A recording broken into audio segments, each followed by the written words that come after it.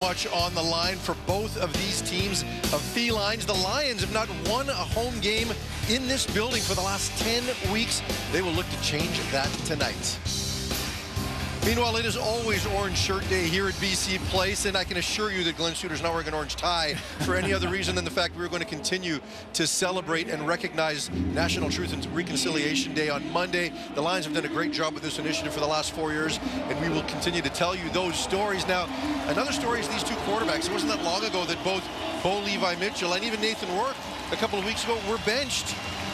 Bo came back with a vengeance. What are you expecting from Nathan, Glenn? Yeah, the offense struggled against the Argos in their last game, but Rick Campbell didn't waste any time when they returned from the bye to name Nathan Rourke as his starter. In fact, some questioned the timing when he was pulled. But Bo Levi Mitchell for the Ticats has scratched and clawed his way into the MOP discussion, the only quarterback in the league over 4,000 yards passing at this point. Scott Milanovic says momentum is a powerful tool, and it is building in Hamilton right now. And as for Rick Campbell, he raised more than a few eyebrows with his decision at halftime of that game against the Argos. We'll see how his team and his quarterback responds here tonight. Terry Williams deep to receive for the Lions. Mark Leggio, who kicked a walk-off game winner for the first time in his CFL career, set to kick it off, and we are underway. Williams takes it inside his own 10, left side 20, 30, 40. He's got room, beats the kicker, one man to beat, crosses midfield, out of bounds at the Hamilton 48-yard line. Good start for the Lions on special teams. Well, in the first return for Terry Williams, over 40 yards in those big play department on the kickoff return, but a big one to get things started and get this crowd revved up here in BC Place. Great field position for the Lions following that return for Nathan Rourke. Get to their lineups in a moment with a few changes on the offensive side there. They'll begin at the 49-yard line. Rourke sends McInnes and Hatcher to the right side. Looks like a blitz is coming. Rourke gets it out quick to McInnes. Puts out the stiff arm. Gets to the 40-yard line where he is close to first down yardage.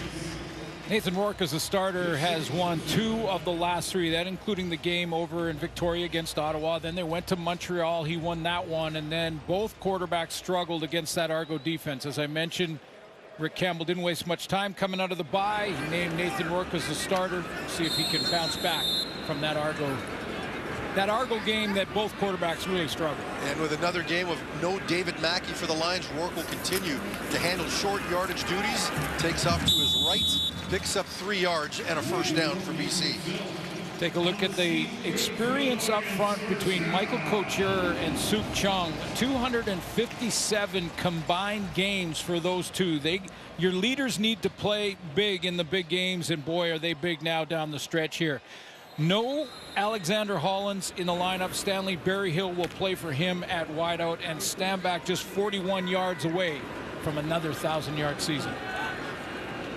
BC first down at the Hamilton 37. The fake to stand back. Rourke's going to keep it up the middle. Not much there. Maybe 4 yards before being brought down at the 33. Casey Sales missed last week. He leads the Ticats in sacks with 5 on the season. He's back in the lineup. And then you go to the linebacking core. 80 defensive tackles for Kyle Wilson. And Ryan Baker, who's making his 5th straight start back to where he grew up, just next to North Vancouver here in the Lower Mainland. And Jamal Peters leads the Ticat secondary in interceptions. Baker, a former high school quarterback at Windsor, rival of your old school, Carson Graham. 2nd and 6 for the Lions. Rourke looks left. Going to take off now, still trying to keep this play alive. He's got Javon Couture back over the middle for a first down inside the 20-yard line. Takes a few Hamilton tacklers with him. How about that for a confident throw from Nathan Rourke, going all the way back across. I mean, he's going to escape out to this side as that 3-man pressure starts to get close to the quarterback and then go right back over to the hash mark. That's a dangerous throw, and he got away with it. Lions trying to go tempo here. Into the score zone. This time they give to Stanback. Has some room on the left, breaks one tackle before being brought down close to another first down. Jamal Peters with the tackle for the Ticats, and he is slow to get up, Glenn. Yeah, he's going to need some medical attention here. He went down immediately on first contact. I believe it was first contact on Stanback. Right there, it looks like he contact from the helmet to the shoulder. Great season so far for Jamal Peters. I mentioned he's leading the Ticats in the back end with 4 interceptions, but also has the 7 PBUs. I'm calling them PBUs. Passes broken up, and for DBs, that's what it is. It's a pass defended. Knockdowns are at the line of scrimmage. I'm just going to start that. Just do trend. it. Let's I'm do just it. going to do it. Weren't you the guy that had them change the name of the All-Stars? No, I don't. No, think so. I think it was you. Well, we hope Jamal's okay. He looks like they're just going through the standard, checking the neck. And one of a number of Argos that made their way down the QEW to Hamilton this year and just signed a contract extension earlier this week. And Stanback's 233 pounds. That's tough to get in the way of, especially with a helmet. Right, and he had his pad level down too, Stanback. So Peters took the... Looks like the Lions will be just short of a first down when we come back. BC knocking at the door.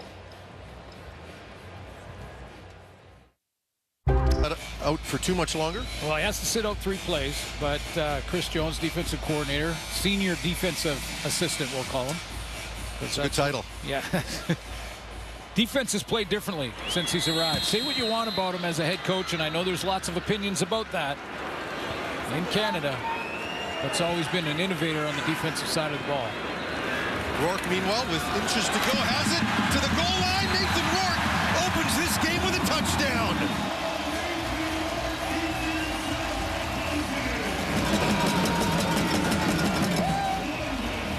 Very good opening drive for the BC Lions, capped by a 7-yard touchdown from their quarterback, Nathan Rourke. His last play against the Argos 2 weeks ago, also a scamper, and he does it here again. Well, he finds the gap at the line of scrimmage, but he wasn't going down on that contact from the safety, Katsatonis. He would not be denied at the 1-yard line. Those two spent some time training together. That might be a topic of conversation if they do it again this summer. Sean White on to attempt the PAT. Kick is up, and it is good. The Lions with a 6-play, 49-yard drive in just over 3 minutes to take a 7-0 lead in a crucial game for both of these teams. Yeah, it really is. And this one starts out, though, what you don't see is the big return from Terry Williams in the opening kickoff. That got the great field position with great confidence. Nathan Rourke throws it all the way across the flow into the middle of the field. He gets away with that to Katoy, gets him down there. This is the run off the left side of the offensive line from Williams Stanback, and then watch this contact and Rourke saying, nope, I'm getting in.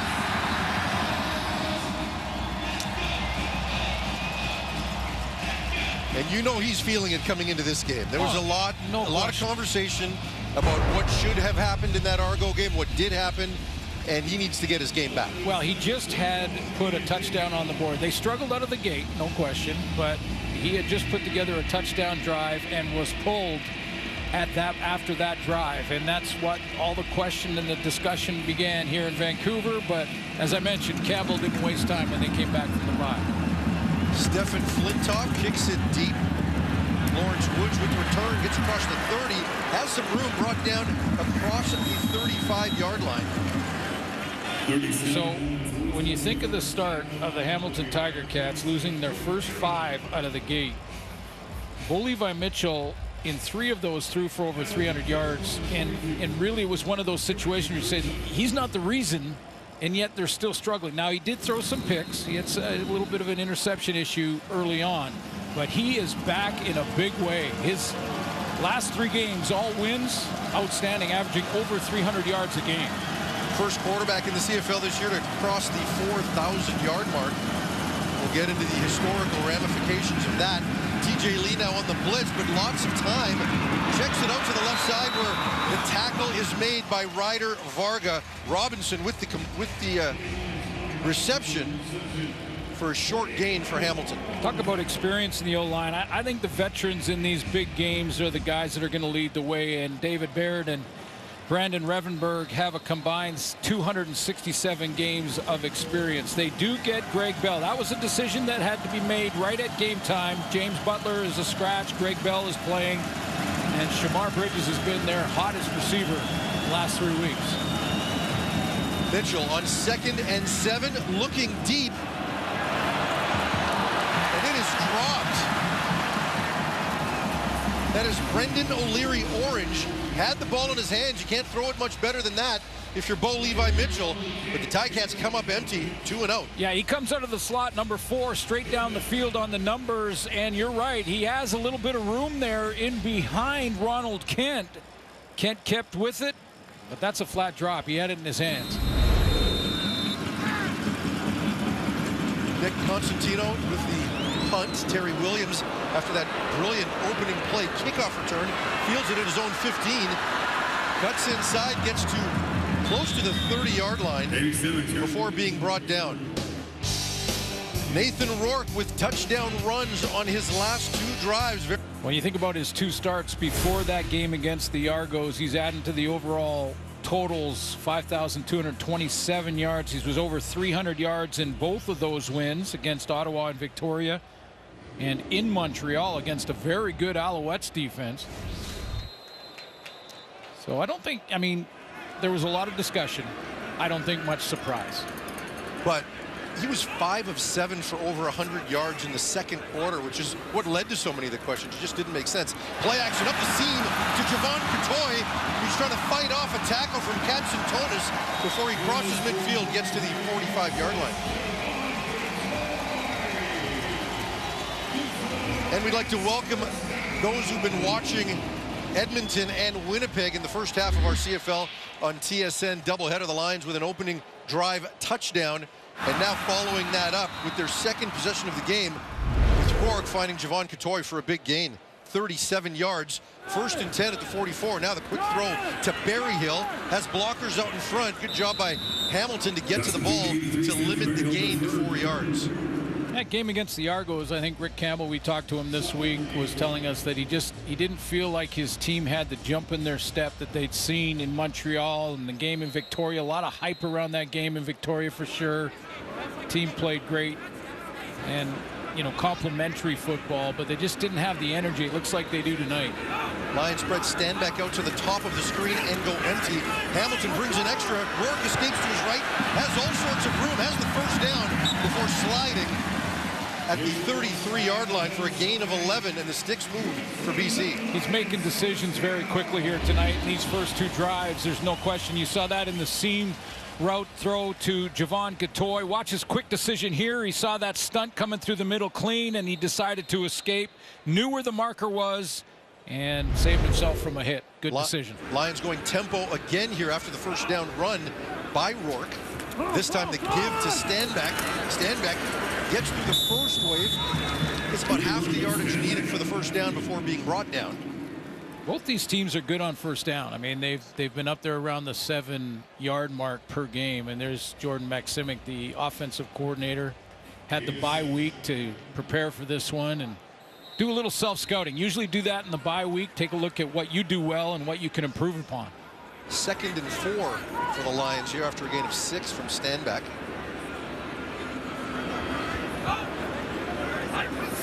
This time they give a fake to Stanback, and a quick throw again to Cotoy, who again breaks a tackle before being brought down. And we're seeing a lot of that from the big guy out of the Langley Juniors in Javon Cotoy. Yeah, both these teams have sort of a tight end type of player. A player that you see more down south than you do in Canada. But Javon Cotoy, we've talked about that for him. 6'5", 230 pounds, big target. Ticats have one too. That's Cotoy down right now after that hit. And Cotoy has been a fairly underutilized member of this Lions receiving corps this season. Through 11 games, just 29 receptions for 320 yards, and he's still looking for his first touchdown of the season. Yeah, well, when you consider 37 targets, and you know, he was a big-time target 2 years ago when Nathan Rourke was a starter, and when this season, you know, when it was Vernon Adams that started, I guess those targets dropped a little bit. The defense was dictating that, I'm sure, but 37, and compared to a guy like the leader in Justin McInnes, who has 106 targets at this point in the season. That's a big difference, and it's about opportunity sometimes for receivers.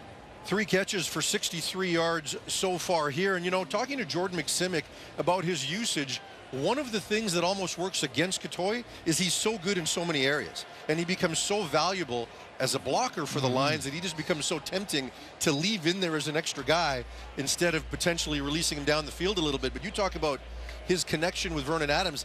Last year, he wound up catching 88% of his targets, which led the league. So when you get it to him, chances are good things are going to happen. They just haven't necessarily got it to him as much as they might with other players. Yeah, the old saying, right, Farhan, there's only one football. Yeah. And you got Justin McInnes, who's leading the league in receptions and targets and all of that. So, well, and his value even increases now with David Mackey out of the lineup. Yes. You know, for the number of things that Mackey does, and Catoy does some of that. Kieran Poissant coming into the game right now, the rookie out of the West Shore Junior program. So one junior player replacing another for now. And you know, he had a lot of fun on the roster for that game in Victoria against Ottawa. Absolutely. A lot of his teammates. 3 blocks from Royal Athletic Park is where he spent the last couple of years while playing. Originally from Regina. See if they get him involved here. But 1st and 10 for the Lions following the Catoy reception inside the Hamilton 19. This time the give to Stanback, who bounces left, fighting his way through more tackles. The first guy doesn't look like they can bring Stanback down tonight. Another gain of 5. Yeah, he's got it going. You get about 6 yards a crack with Stanback, then you know Jordan McSimic will stick with this to keep that balance. And that the corner and Moxie stepping up there to, he's filling in for Jamal Peters at the corner right now. Inside, sorry. And Wilborn in for Moxie's spot. 2nd and a short 5. The quick throw to Poissant, had to catch it twice. And it looks like that was incomplete. Dropped it the first time. Yeah, young guy, you know he's a little bit nervous, and here he is, number 4 on that quads formation to the right. Sits down in the curl, reads it well, and just took a peek at the goal line. And just hope that Nathan Rourke goes back to the young guy and gives him another shot. 3rd and 5, BC going for it here. Rick Campbell uncharacteristically aggressive. Are they actually going for it? Yeah, it looks like they're trying to draw him offside. Rourke barks out the signals twice now. And BC takes the time count penalty and sets up for a time count violation. BC number 12. 5-yard penalty, remains 3rd down. Not a bad idea to do that, although I'd love to see an offense one time do it once, do it twice, and then actually go and run a play. Try to lull the defense into a bit of a... Sean White, Sean White, who is 37 of 40 on his field goal attempts this season. Perfect. Last couple of games we found out he is mortal. Perfect from inside 30 though. This one from 26. Pick is up. And it is good as the Lions open up a 10-point lead with just under 6 minutes to go in the first quarter. Bo Levi Mitchell with a big lead. The CFL passing list for this year, he looks to add to his 4,000 when we come back. Years ago, Bo Levi Mitchell got benched. You think Scott Milanovich thought it would turn out like this? Well, he got benched and Taylor Powell got hurt. And when he got hurt in that Edmonton game, he gave Bo another chance. And Bo just took that opportunity and ran with it because, as you mentioned, I mean, there's quite a separation here between Zach, who had a big night, and before us here tonight, and Bo in 4,000 yards. No interceptions in his last 125 attempts through 4 games. That's what the doctor ordered if you're the head coach. Meanwhile, 1st and 10 from the 40. The fake, the reverse. Tim White with it. Penalty flags on the play before he is brought down by Ronald Kent Jr. That's in the secondary, so on a running play, it would likely be an illegal block or holding. Holding. Hamilton number 17. 10-yard penalty. Repeat, 1st down. Shamar Bridges.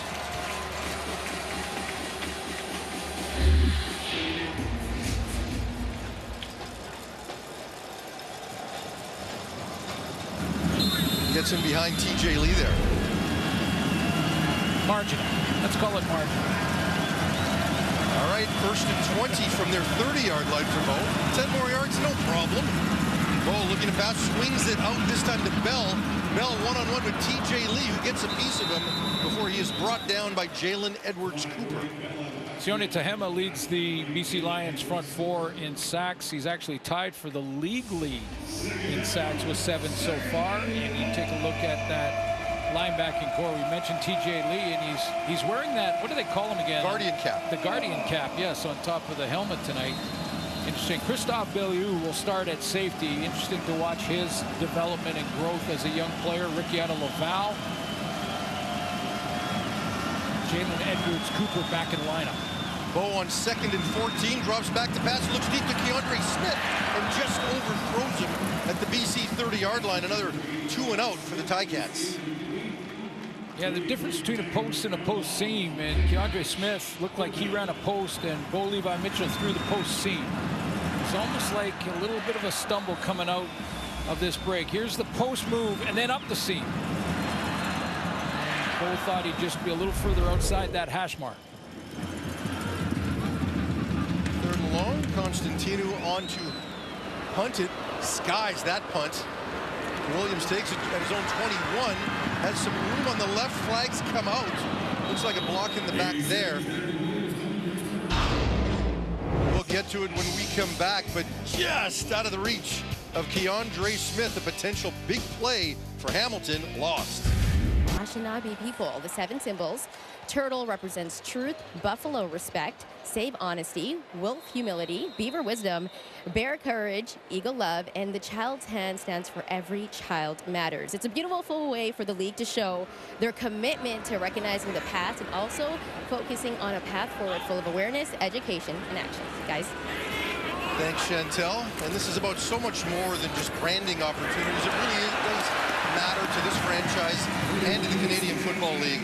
And it's nice to see them continuing to push that forward. Yeah, inclusivity and, to recognize truth and reconciliation, and everybody wants to bring attention to it. The logos are fantastic. The artists who did them are outstanding. I mean, at times I've thought, boy, I'd love to see that for an entire season. Sure. Meanwhile, a first down run that netted 10 plus for William Stanback, gets a first down, and now a short completion to Stanley Berryhill in the right flat, picks up 4 yards, making it 2nd and 6. And Lions managed to score in their first 2 drives, and the biggest thing was they stayed out of 2nd and long throughout both drives. Yeah, and then got their defense on the field and didn't allow Bo Levi Mitchell to respond. Javon Catoy still trying to loosen up that ankle on the sideline. See if he gets back in. Even more orange out here than usual. 2nd and 6 for Rourke and the Lions. This time the quick throw, and he just misses Keon Hatcher.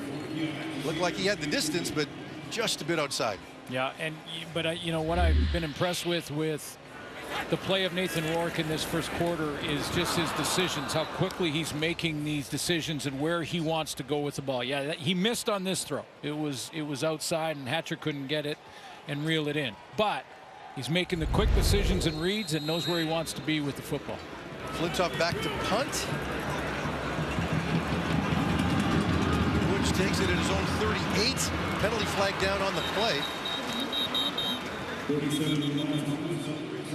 That could be very good field position if this is no yards. Crave presents the next chapter in the Batman saga, starring Academy Award nominee Colin Farrell. BC number 29. 15-yard penalty. The Penguin, an HBO original limited series, is streaming now only on Crave. Penalty against the Lions there. Yeah, it is no yards, and that ball was caught in the air, so this is gets Bo Levi Mitchell almost to center field. Bit of a short kick there by Flintoff. We've seen him twice hit the scoreboard here. That wasn't close to that. Best field position of the night for Hamilton as we get into the final 2.5 minutes of the quarter at their own 53-yard line. This time the fake to Bell, pressure from Covington, and he is sacked. We'll see who gets credit for it. Ely also in along with Josh Archibald, but the Lions get home. Yeah, it looked like it came from the wide side of the field where just a straight, like, six-man pressure. One more than they could block. Covington, the free guy. Yeah, Covington left alone. Josh Archibald cleaned that up for a 4-yard loss to make it 2nd and 14 as Hamilton still looking for a timeout. Or for a first down, I should say. Come. More pressure this time. Mitchell looks to his left. He's found Bridges, but he is brought down well short of the first down. Had to throw hot because of the blitz, and Bridges was the hot target. So it was the right decision. However, because of the loss on first down, just no way that they were going to get to first down with this quick throw as long as the tackle was made, and it was by Ace Ely.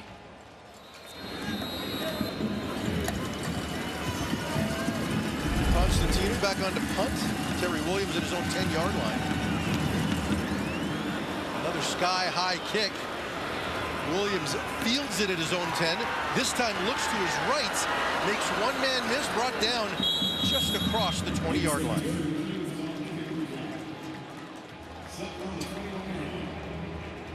BC Lions offensively will not have for probably a couple weeks. He's on the 6th game, but you can always take a guy off the 6th game early without Alexander Hollins.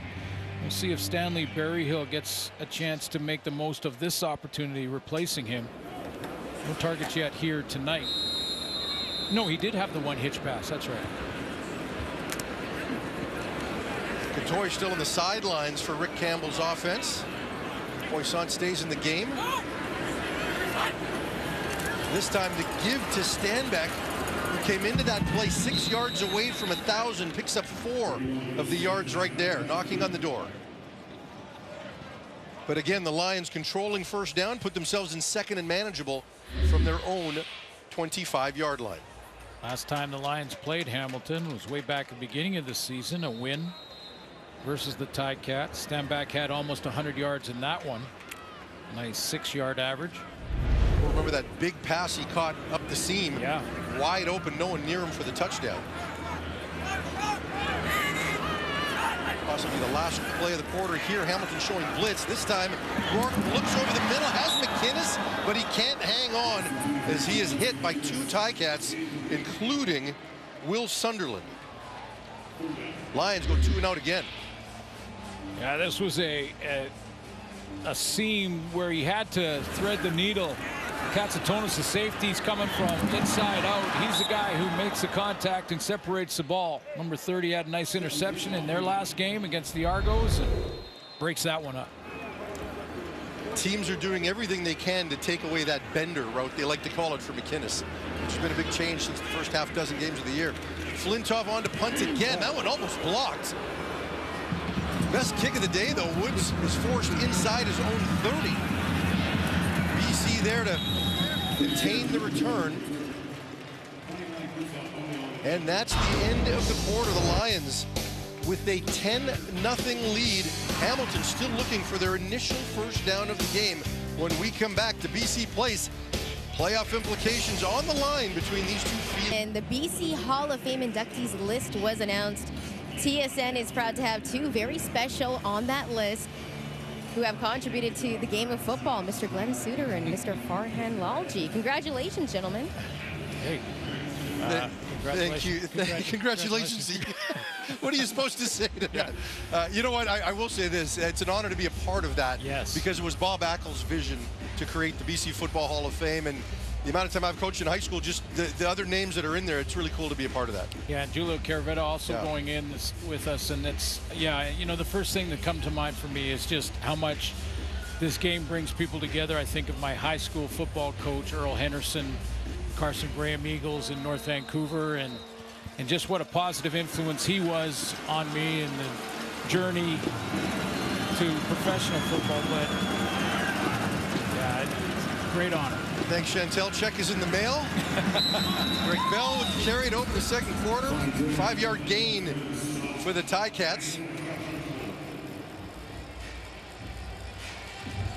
Brings up 2nd and 5. You must have coaches too. Oh, absolutely. You know, my original coach in high school was a guy named Alex Reed. Yep. And I got into coaching just so I could continue to be around him. Yeah. And, you know, that's the impact somebody can have. And generally, the guys who don't know they're making the impact are the ones making the greatest impact. So I say thank you to all of them for sure. Lions showing pressure. Mitchell looking deep to White and just overthrows him. Just missing some of these deep balls. And, you know, there has been open receivers. And I'm not putting it all on Bo Levi Mitchell as far as, you know, missing guys. But Keandre Smith had one down the seam in the first quarter. Barely missed there. Tim White, that's just another yard. Those are about 3 or 4 big plays, over 30 yards if he can connect. See if they can get it done. 4th straight 2-and-out for the Ticats. Constantino on to punt. We've been saying that a lot. Terry Williams back to receive. The left footer sends another high kick, which Williams fields at his own 16-yard line. Ticats are right there to limit the return to next to nothing. Take a look at William Stanback's game against the Hamilton Tiger Cats back in week 5. 44-28 win for the Lions. And that one, Stanback, 19 touches. You mentioned the big catch he made, couple of touchdowns. There's the big throw and catch down the seam. That's like a slot back running down the field. Prior to that Toronto game, Stanback was over 500 rushing yards in his previous 5 games, along with 130 receiving yards. He was really becoming the focal point of the offense until that Argo game. He's picked up some blitz nice in the protection game too. This time Stanback splits out. The quick throw to Kieran Poisson. Dropped the earlier one, but makes up for it right there.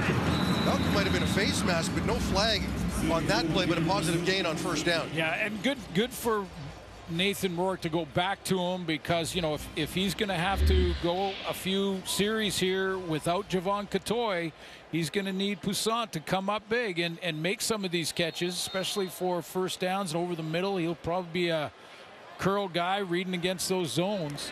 But after that drop down inside the 5, go right back to him, and there was a face mask there. Not sure Rick Campbell's going to throw the challenge flag here, but 2nd and 4 for the Lions. Rourke looking to throw quick, now trying to scramble. First right, then left, escapes one more. Can he get past the 3rd? Rourke still alive, looking down the field and almost intercepted. My goodness. Broke about 6 tackles in the backfield before looking for Aiden Eberhardt, and then avoids disaster right there. Well, how about the feet? Active feet, always moving, bouncing outside, giving up some depth. I thought he was going to throw it away, and then when he broke that tackle, I think he saw one guy open up. I got tired just watching that. Wow. That's out of the Trey Ford book right there.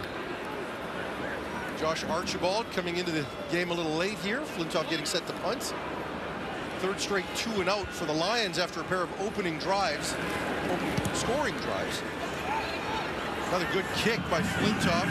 Pushes Woods inside the 30, who makes one man miss before being forced out of bounds at the 43-yard line.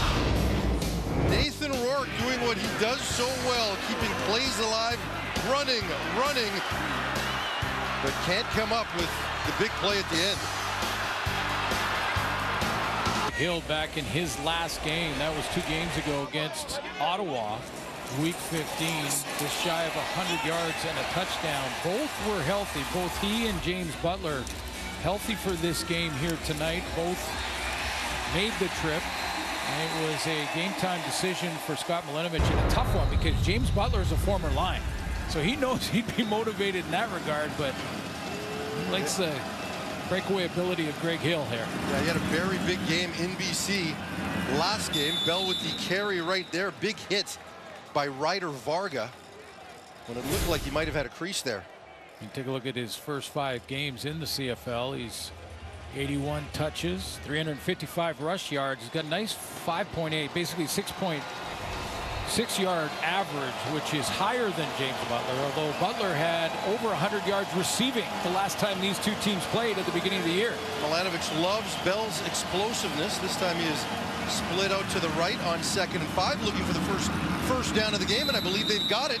Shamar Bridges with a gain just across the line to gain. Yeah, and that's what I'm sure Scott Malenovich and Bo Levi Mitchell went and talked about at the sideline after the last 2 and out is they've missed on a few deep shots, but get back to running the offense. Let's see if we can keep the offense on the field, stay out there, get some first downs, let our defense rest at the very least.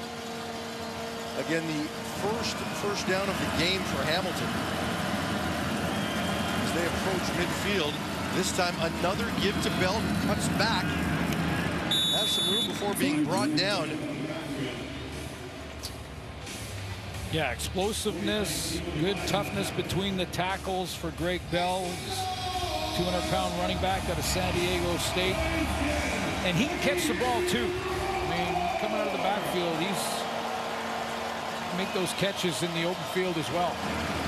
Over 1,700 yards and 15 touchdowns in his 2 seasons at San Diego State. A program that's produced some pretty good running backs for the professional level.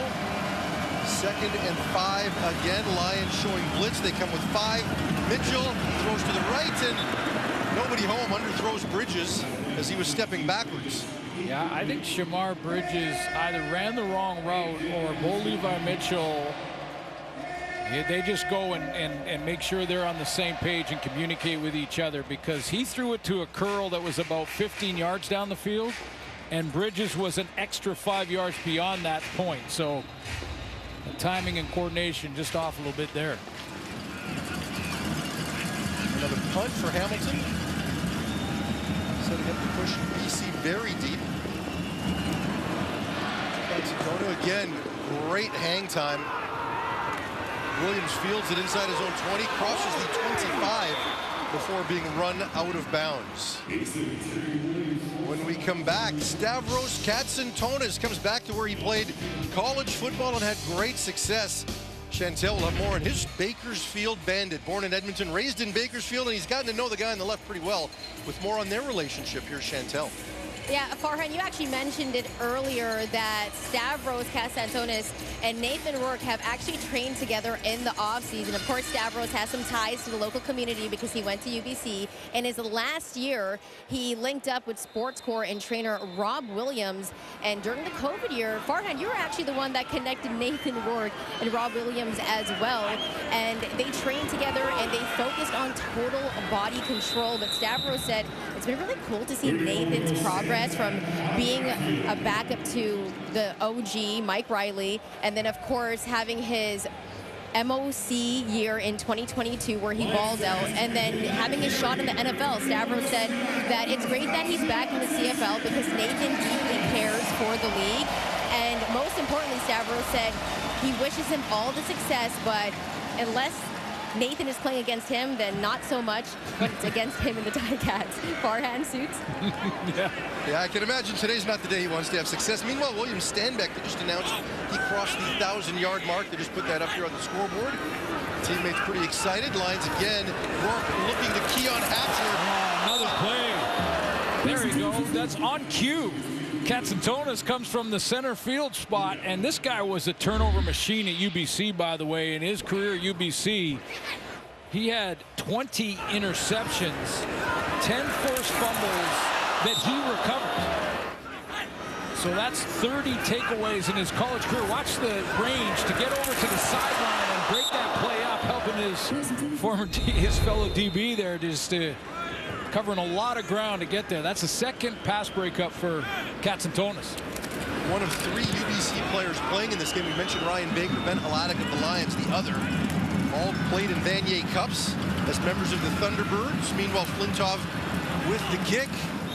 And Woods is able to get it back across his 40-yard line. Stavros Katsantonis, one of only 4 returning defensive starters from the Tabbies from last year, making his presence felt. 101st consecutive game as a member of the BC Lions since he's come here in 2018. Hasn't missed a single game. They haven't gone his way often here tonight. This time the swing pass out to Tim White. White trying to make some people miss, cuts back inside.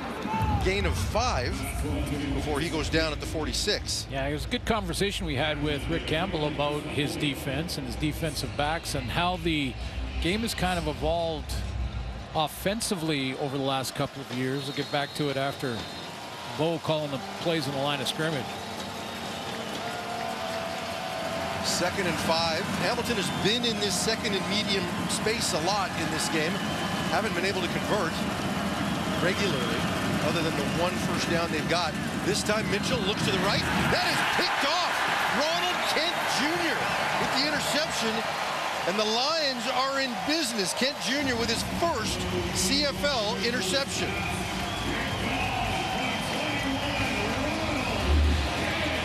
Intended target, it looks like to me, was Keandre Smith. And he's running a deep out route, about the 50-yard line, and you could see that Ronald Kent just drops in his zone underneath that out route. Bo didn't even see him. Didn't look like he did anyway. The first interception for Bo in the past, this is now the 5th game. The previous 4, he didn't have one. 125 consecutive passes coming into this game, and that streak is over for the CFL's passing lead. Great field position for the Lions. Blitz is coming. Rourke pulls it, can't get it out. Eventually looks for Hatcher and is behind him, and those two have not been able to connect. It's just been off. Inside, outside, it just hasn't been there for Rourke and Hatcher. Yeah, Keon Hatcher is in his 8th start since returning from injury, so that, you know Nathan and him have had lots of time to work together.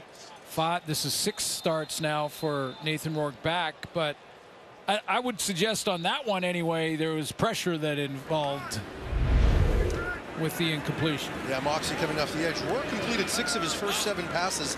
Now just 1 of his last 6 as the Lions in a rare 2nd and long here. Hamilton just bringing 3. Now that one squeezed into Kieran Poisson, and he brings it in. Wow. I mean, how did that get in there? I mean, how did he thread this needle? I mean, look at how tight of coverage this is. And he gets it in there in time with 3 defenders right there. Just put it right on him. I think that might make up for the drop. Yeah, that's took a hit there. And Rourke has spent a lot of time after practice, and really it's the younger receivers that typically stay out there. The older ones are trying to save their legs, and Poisson is one he spent a lot of time with. This time, the fake. Rourke looking deep. It's not there. He pulls it down to take off. Not much doing before being brought down. Kyle Wilson was one of the reasons. I think one of the options here for Nathan Rourke was to get it to Berryhill, who was coming around from one side of the formation to the other, and he was going to just swing out here. And Rourke didn't really look at him at all because Kyle Wilson tracked him down and basically ran out there and covered him almost like man-to-man. He saw him coming around wide, and he said, well, I'll just stay out here in my flat and make sure I can come up and make that play. So Rourke decided to go down the field, didn't like it, and the protection broke down. Wayne Hendricks getting credit for the sack there for a loss of 1. 2nd and 11, the draw play to stand back. Not much there. Good job reacting by the defense for Hamilton. That was Carthel Flowers Lloyd coming up to make the tackle, holding the gain to 2, and now the Lions have a decision to make with a possible 50-yard field goal. They trot Sean White onto the field. Yeah, that's just a play that doesn't happen very often, where you're in 2nd and long like that, 2nd and 10, and go with the draw. 2nd and 4, 2nd and 5, see it more often, but good tackling. Rally to that. Sean White comes into this 2 for 2 on 50-yard plus field goals this season. Correction, make that 3 for 4 on 50-plus yard field goals. Jonah Tavai late coming onto the field. Lions are likely going to have to take a timeout here. Timeout, BC. Yeah, because the 5 yards puts it, well, it's not out of range for Sean White. His longest on the season is 52, but it would have been right in that area if they took the delay of game. And that take him out of field goal range. And that could be the difference between a short field goal team and a long field goal team. Yeah. To get a cover guy out there.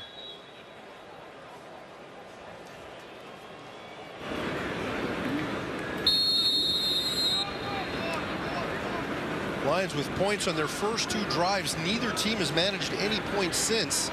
As we get inside 5 minutes in the 2nd quarter remaining, Sean White, the kick has the distance. It is up, and it is good.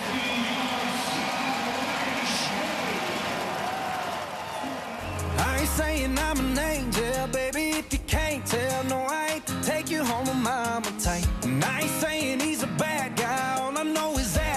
must have up and lost his mind tonight. Shut down to the eyes. Sean White now 20 of 30 lifetime from 50 plus. A little extra on it too. That might have made it from 60. Seen that this year. Sean White, second all time in terms of career field goal percentage, 88.1. Not bad to be a coach and have that security. Well, just a handful of misses over the last 3 or 4 weeks, but perfect for most of the season. This time Mitchell connects with Keandre Smith for a 5-yard gain. 2nd and 5. Again, they've been here. 2nd and medium has been a theme for the Ticats, and they haven't been able to convert often.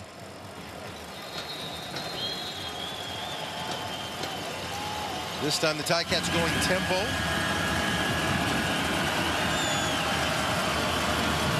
Into the boundary here. Lions only rush with 3. Lots of time for Mitchell, who checks it down to Bell. TJ Lee is there and upends him short of the first down. Short but close enough that at this point I think Scott Milanovic will send the big guys in the short yardage unit out. Yeah, Taylor Powell coming in. It's a long yard.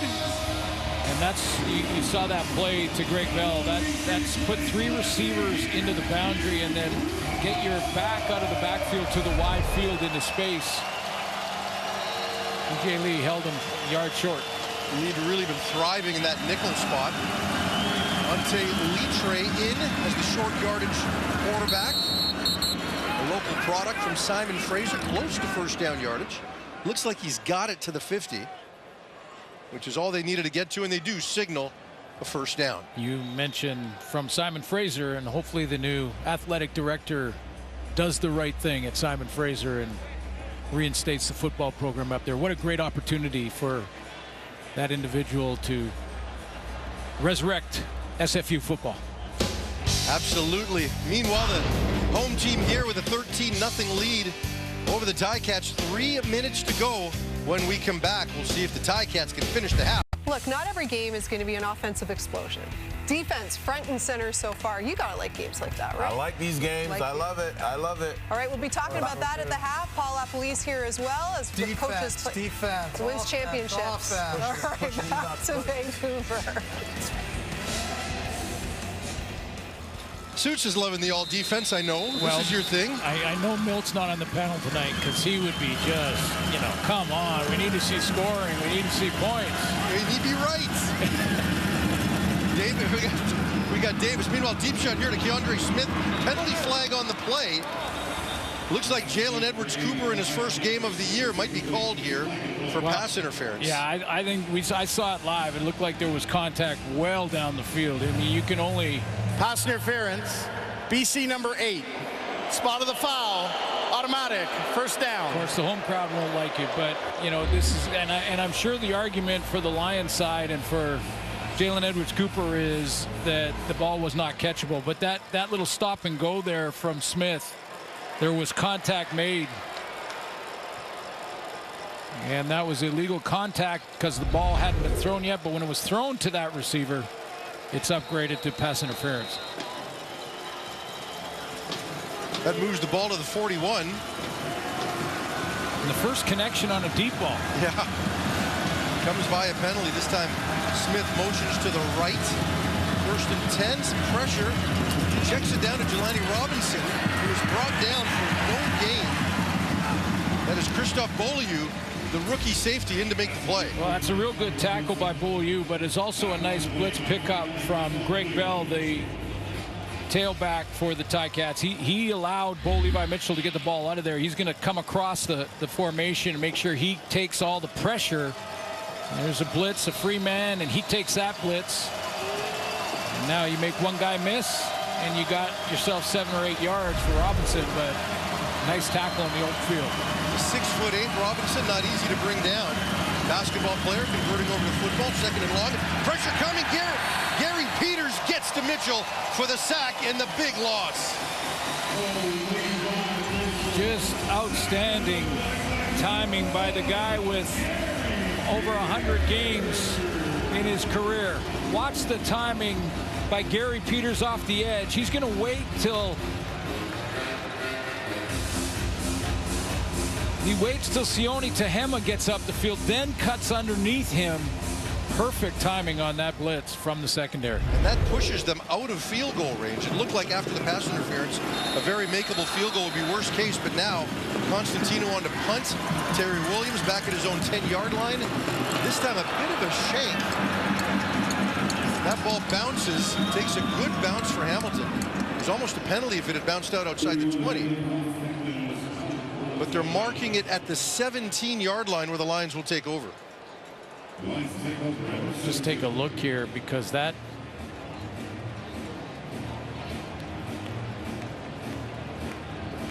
they are marking it at the 17. Again, the timing on the Peters. Yeah, outstanding on Gary Peters, because he waited for Tehema to get up the field and engaged on the tackle. If he goes too soon, the tackle can pick up that inside rush, but Peters waited. 100 games, that kind of experience will do that for you in the timing department. Lions with the extra offensive lineman into the game right now. This time Hamilton showing blitz, the give to Stanback, who fights his way close to 7 yards on first down. And 1,000-yard running back, second to get there. Brady Oliveira also there for the Winnipeg Blue Bombers. And with the Katoy injury, we're seeing more of the extra offensive line for BC. So that is up to date. Brady Oliveira playing earlier tonight. Big win against the Edmonton Elks. Boy, the Bombers look scary offensively after that performance tonight. Both sides of the ball. Their defenses look great over the last 4 or 5 weeks, and looks like their offense is catching up. Yeah, if that offense catches up to the defense, the Bombers are going to be the team to beat. Well, that's the team that the Lions are chasing, and they want to get back on track to get back in that fight for first in the division. The Bombers will improve to 9 wins now, and Rick Campbell's group sitting at 7, coming off that loss to the Argos. Winnipeg also has the tiebreaker, so their magic number to clinch first is now down to just 2. Combination of Winnipeg wins and BC losses. Stanback picks up the first down. Rourke looking, has time. Now he's got to escape again, and he is still up on his feet. Rourke going to take off with it. Makes the best of a bad situation. Looking for a late hit there. Doesn't look like that's going to come, but a positive pickup for Nathan Rourke. Wow. After what could have been a disaster. He is showing some outstanding footwork here to be able to escape like he has, and I'm sure the Chris Jones and the Hamilton defense will go in at halftime and say, listen, wrap him up. No more grabbing with one arm, and got close to that marker. Looked like a BC coach took him down. It wasn't Ryan Baker. 2nd and 4 now for the Lions. Rourke drops back, side steps again, finds Barry Hill on the cross. He's got the first down, and a little bit more, gets to the 44-yard line. I'd say right now, in the first quarter, the timing was there, and Rourke was getting the ball out of his hands quickly. In this second quarter, he's held on to it, and I'm going to give credit to the Hamilton secondary for that he's just not seeing open looks yet until that short crosser came across from Barry Hill. He was looking downfield, couldn't find an open receiver, so give some credit to those guys in the back end for the Ticats. 1st and 10 for the Lions. This time he winds up swinging it out to Stanback, and you can tell on a few of these plays he's looking deep, and it's not there. Yeah, he wants to take some shots. He's looking down the field. Again, Katsantonis has made some nice plays from the safety spot, so he's probably trying to move him, get him to move out of the middle of the field so he can maybe take a shot right down the middle. Hatcher or Justin McInnes. Approaching 40 seconds to go in the half. Lions in hurry up here. 2nd and 8. Hamilton showing blitz. Rourke double clutches, gets it complete to McInnes, who's still on his feet, crosses the 50, down to the 47-yard line with 25 seconds remaining. First down for the Lions. Pressure's coming off the edge here from the Ticats. Just a stunt coming from Ryan Baker, the UBC product. He gets there, but just as Nathan Rourke is getting rid of the football, and Justin McInnis takes an extra big step back to make sure he gets separation. Whistle on the play because of a Hamilton injury. Remember, the Lions have used a timeout already. We're down to 18 seconds left, and as for McInnis, that's just his second catch of the game. Good for 17 yards. The leading Timer, receiver can you please reset the clock? into the CFL coming into this game. Seconds. Boy, Ryan Baker had a chance at a sack there coming from the linebacker spot and just got a little bit wide on Nathan Rourke. Show it to you one more time. That's a big completion. We'll get to that injury, but watch Baker come around on this stunt, and he has a shot at Nathan Rourke, but gets there just as he's releasing the football and is a little bit high in his angle. And he's worked his way to the starting lineup on defense. I mentioned 5 straight starts for the 2-time Canada West All-Star at linebacker. 25 seconds to go for the Lions here in the first half. Dwayne Hendricks, the injured Ticat. Nice looking Canadian setup down the middle with Ryan Baker at linebacker and Stavros Katsantonis at safety.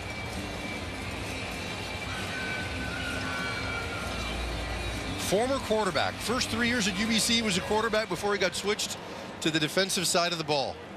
I know some of his coaches from the Windsor Dukes in high school said he was a great leader. Even in grade 9, he could run the PE class for you. One of those guys. I know some of those teachers. They want to kick their feet up and let the kids do the work. Exactly. They just said, hey, Ryan, you just go ahead and run the PE class, and he'd do it. Rourke this time, nice catch by Standback on a low throw. That's a tough one, and to keep his feet moving. I mean, you know, you can make that catch if you sort of sell out, dive for it, and get your arms underneath it, but watch him just pluck it off the turf. I mean, it doesn't touch, but he just pulls it off the turf there, off the top of his boot, and then turns the corner. When the Lions get to their MOP voting as a team, Standback and McInnis are going to make quite the case for him. That's a good point. Second and short for the Lions, 16 seconds to go. Rourke empties out the backfield, takes off again, has a receiver at the sideline, but a great defensive play. That is Destin Talbert with the pass breakup. Yeah, he closed quickly. He didn't quit that, because I think when Nathan Rourke got out there on this out, he had to switch his hips around because he's rolling to his left. By the time he kind of leaked out of the pocket to his left to get it out there to the sideline to Keon Hatcher, that took just watch him get his hips around there, and then he couldn't get just enough on it. Gave Talbert a chance to come back. 45-yard field goal attempt for Sean White, who was good from 50 the last time out. White with 2 field goals already in this game. Kick is up long enough, and it is good, but we do have a penalty flag on the play. Well, it was only 3rd and 2, so 3rd and a long one. See who is. Giovanni Robinson looks like he comes up over a teammate and maybe called for pyramiding here. Yeah, that appears to be the call if you're the Lions right now, though. Pyramiding, Hamilton number 49. That penalty is declined. The field goal is good. They don't have enough time anyway, but yeah, so they'll take the points. Don't want to take the points off the board, but this is illegal. You can't use a teammate to elevate yourself up to try and block a kick. It's actually a player safety issue. Robinson at 6'8". Good guy to have in the middle of that. Yeah, I mean, you know, go ahead and jump and use all of that 6'8" to get up there and try and get it. But Levi Mitchell takes a knee. That should be it. One more time here, and we will go to the half. The Lions up 16-0. So the Lions score on their first 2 drives of the game, then a couple of long field goals on their last 2 drives of the half. Meanwhile, Bo Levi Mitchell. He had a good first half. He did. A couple of couple of passes defended. That's what we're going to call it. John Perlberg, our stats guy, and we had a discussion here at halftime. Instead of PBUs, it's going to be passes defended. We're going with that the rest of the year. There we go. Stephen Flintoff to Lawrence Woods. Takes it at his own 15. Tries to find the crease on the right. Gets one. Gets out to the 45. Good return to set the Ticats and Bo Levi Mitchell up with good field position. And Suits, this is not what we've been used to seeing for the past month from number 19. No, I mean, but he had some deep shots in that first quarter, and he just missed on a few of them. I mean, 3 or 4. So if you add those up and he can find a way to connect with those in the second half, those numbers will change drastically. The one interception by Ronald Kent. Ticats begin the half with the ball at their own 45. Play fake to Greg Bell.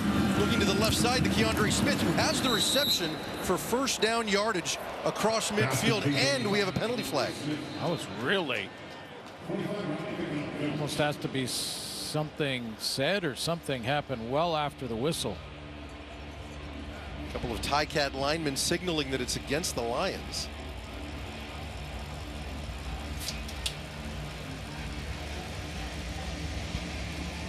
Possible punch on the play here at the end of the play.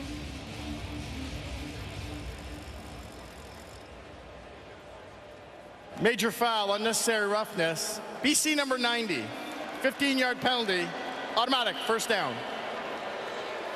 Matthew Betts on a uncharacteristic late hit of some kind.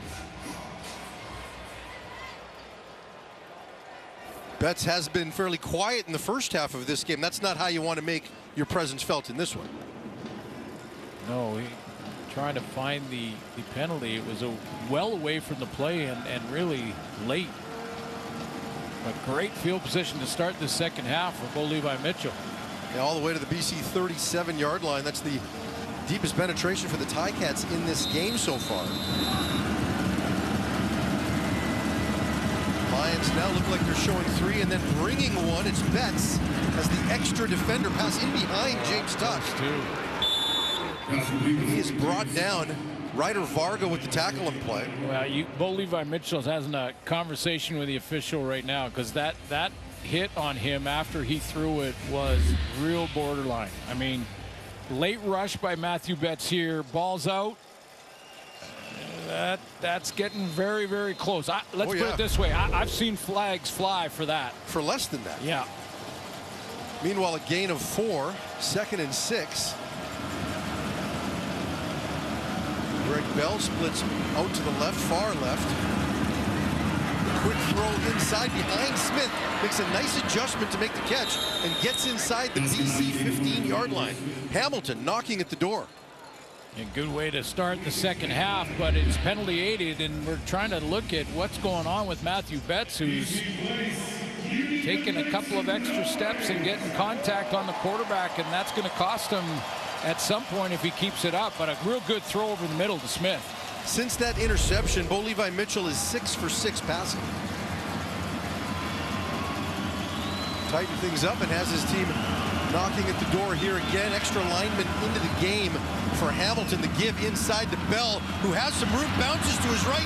He will score, or will he? Right near the goal line. 2 arms up. That's a touchdown for Hamilton. Great start to the second half.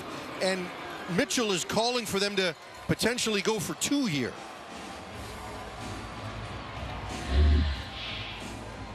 Make it a 1-score game if he can get the 2-point convert. He'd need another touchdown and 2 points early in the second half, though. Clearly, let's take a look. This will be the best angle. Make sure the ball crossed the goal line. That's what the command center is doing right now. Looked like it did before his knee touched down by contact. Yeah, nothing there to suggest that it should be overturned. Meanwhile, a 2-point conversion attempt here. I just wonder this early take the extra point, but and a reverse. Looks like they're going to throw it back to Mitchell. Tim White to Mitchell on the trick play for the 2-point convert, and it is a 1-score game. You know, I love it. I mean, you got to love it. That's a cool play. How about a little bit of innovation here from Scott Milenovich and the Hamilton Tiger Cats offensive staff? Little handoff, pitch back to Tim White, throw to the quarterback, Bo Levi Mitchell. The only thing is they wasted it on a 2-point convert. That would have been better down there on for a touchdown. This was on the whiteboard this practice week because here comes Shamar Bridges, and on the other side is going to be Tim White. Now, you got to keep your eye on number 19, Mitchell, because he sells it here. He hands off to Bridges there, and they'll stop. Now he's going out to the flat. No one expects the quarterback to go out on a pass route. There goes Bo Levi Mitchell. Tim White gets the handle. A little bit of a wobble, but it won't matter because Mitchell wide open. And again, the only downside of a play like that, which was awesome, is it was a 2-point convert early in the second half. It'd be good to win the game with one of those. Well, instead of the Philly special, we'll call it the Steeltown special. Okay. That works. Terry Williams, meanwhile, has some space going left. Penalty flags all over the place. This one's going to be coming back. The Ticats were 2 of 7 on 2-point convert attempts this season coming into the game, so you got to try something different. Oh, yeah. Just arrows going everywhere on the whiteboard there. And Bo gets a 2-point catch during the return, holding. And he's saying number right 93, now to Tim White, he's saying, 10-yard penalty. It's not as easy as you think to throw a spiral, is it? and Tim White is saying, yeah, but I got it to you. Good start to the second half for Bo and his team. Just 3 first downs in the first half. They got 3 on that drive. Yeah, no, that's exactly. Now, again, penalty aided Matthew Betts, but that was only on first down anyway, so came out with a nice game plan, nice adjustments. It's one of the great things about football. You win at halftime, make the adjustments, come out with a whole different look. And Javon Katoya is back into the game for the Lions right now. Meanwhile, Stanback takes the opening carry, fights forward for 5 yards. It's the other great thing about football at halftime. Go in there, and if you have a little bit of an owie, you can make it go away. At halftime, get back in there. Yeah, the Lions medical staff can do wonders, no doubt. Yeah. Didn't look like he was going to come back. He got hurt midway through the first quarter and then was riding the bike and having it worked on since. But if he comes back, that's a big boost for BC, no doubt. Lions 2nd and 4 now. Hamilton looks like they're bringing 3. Rourke trying to scramble, and this time nothing doing. He is down. Ryan Baker, Casey Sales, and others with the sack of the BC quarterback. Yeah, they've been playing Baker. Chris Jones has got Ryan Baker playing off the ball. You don't see him right there. He's just behind at the left of your screen, and he is delayed in a lot of these pressures. Casey Sales is going to chase him from behind, and there's 36 who shows up to make sure Nathan Rourke can't escape. Almost looks like a spy. Yeah. That was giving other defenses success against BC earlier this season. Probably can expect to see more of that in this half. Stefan Flintoff with a little bit of a line drive punt. Woods picks it up at his own 50, and Beaulieu with a nice tackle and penalty flag on the play. When we come back, we will fill you in, but the Ticats with a big sack to get things started. They didn't ask him to change anything. He could be the player he always was.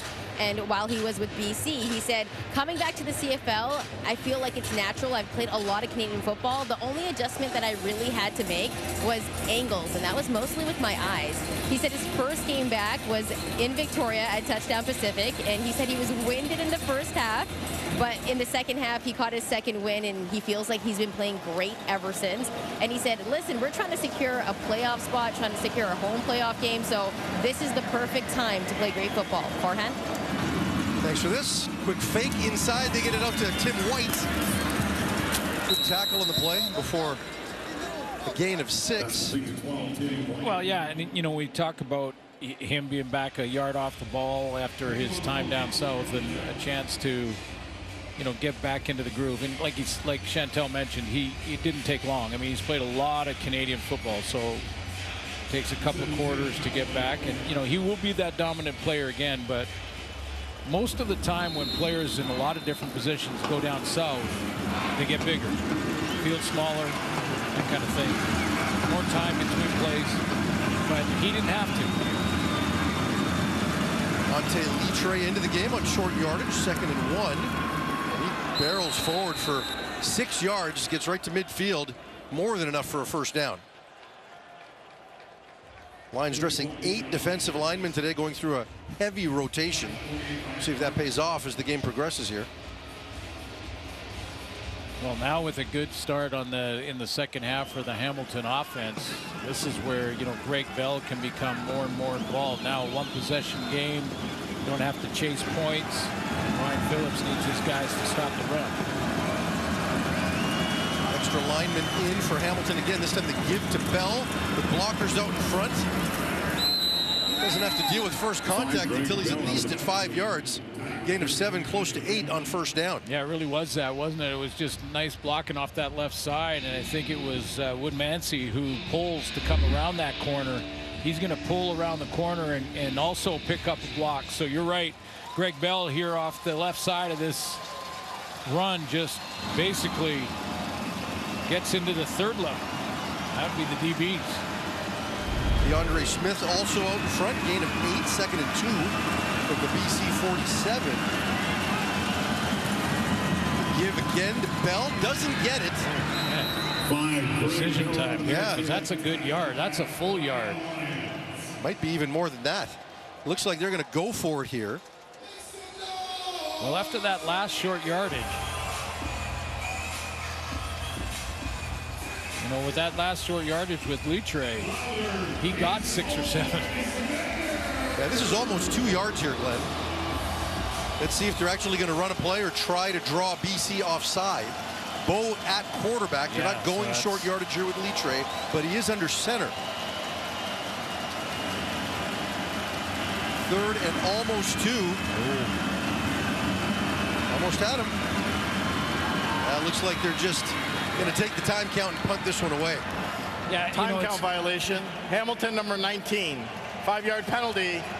Remains 3rd down. David Barrett is the key there, because your center has to, if he can see that jump into the neutral zone and snaps the ball at that time, he can draw the penalty.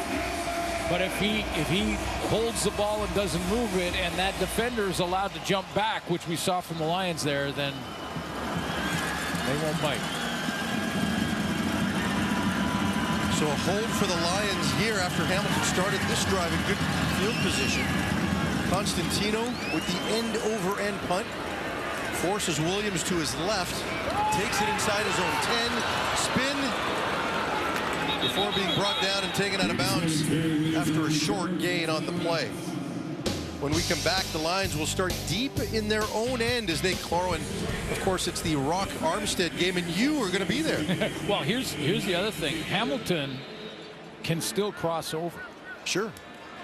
But if BC wins tonight, that's over. Yeah, but that's why they're fighting back here. I mean, it is a logjam in the West. The quick throw, this time to Stanley Berryhill, gain of 7 on first down. I don't remember a year, either as a player or in the booth, that the West has been this undecided this deep into the season. And the Winnipeg win starts to create a little separation tonight, but a lot of scenarios still possible. It's been a lot of fun, though, to watch. To keep everybody in it. And every fan base is engaged. The handoff this time to Stanback. He's got a crease. Ryan Baker brings him down, but not before a gain of 9. More than enough for the first down at the BC 33-yard line. That's the hammer back. That's William the Hammer Stanback back. That's when he gets the pad level low and he starts to just like roll. Like he took a good middle linebacker at 220, an extra 3-4 yards.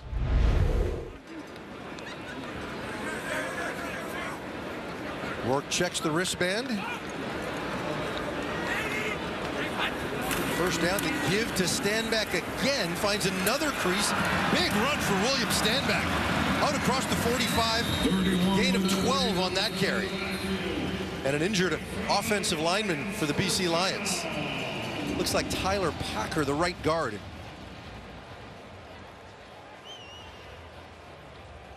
And with the extra O lineman out there, To the right, it was Andrew Pearson.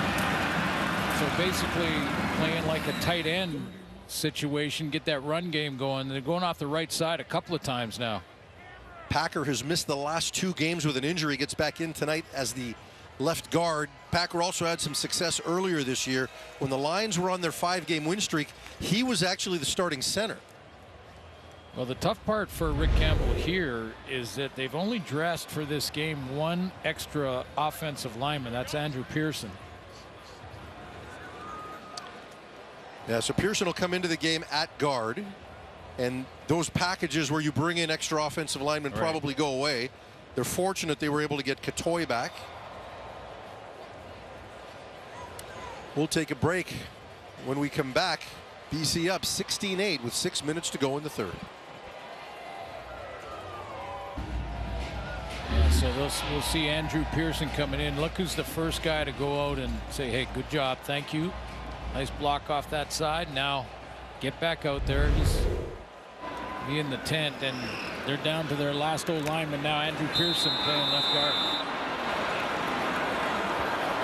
Pearson started 14 games for BC last season. Takes a snap, the quick flip to Barry Hill. He turns the corner, has some room, lowers the shoulder before Katsantonis brings him down after a gain of 12. Lions with big gains the last 3 first downs. Yeah, that's a play that gives you an indication of Stanley Berryhill wanting to make the most out of this opportunity. Who knows how long Hollins is going to be out of the lineup, so when you get a chance to play, make the most. And he was going after it aggressively, looking for contact. Katsantonis coming in there to make the tackle. Berryhill with his 5th catch. This time the handoff that goes to Stanback. He continues to fight. Not much there at the start, but winds up picking up close to 4. Coming into this game, he did have a little bit of playing time. 31 targets, 17 catches. And this was just a nice underneath handoff on a fly sweep. And the safety makes the tackle. These are the types of plays the Lions don't run a lot of. Those quick sweep looks or the quick screen looks. I think Rick Campbell would like to see a little bit more of that, but they're a little more set up to try to push the ball down the field a bit. Rourke drops back, has an open receiver on the left side. That's Eberhardt. Breaks the tackle at the 40. Continues on his feet inside the 30 before being brought down at the 32-yard line. Quiet night so far for Aiden Eberhardt, and he's out here with this nice catch inside. Good move, nice spin there.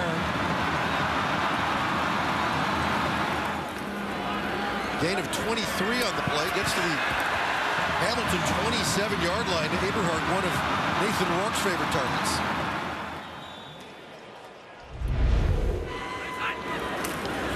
Handoff again to Stanback. Makes one man miss. Makes another miss in the hole. Breaks a tackle. Carrying guys inside the 15-yard line. William Stanback. It's like he watched Brady Oliveira and says, all right, let's go. Yeah, match it yard for yard, and the race for the rushing title is on. William Stanback would not be denied. First contact there. Nope, not that one. Spin there. Second contact. That's Kyle Wilson, their leading tackler. He's got 80 on the season. Lions inside the red zone at the Hamilton 13-yard line. Fake this time. Pressure coming off the backside. Rourke continues to escape. Looking for a receiver down the field and wisely throws it out of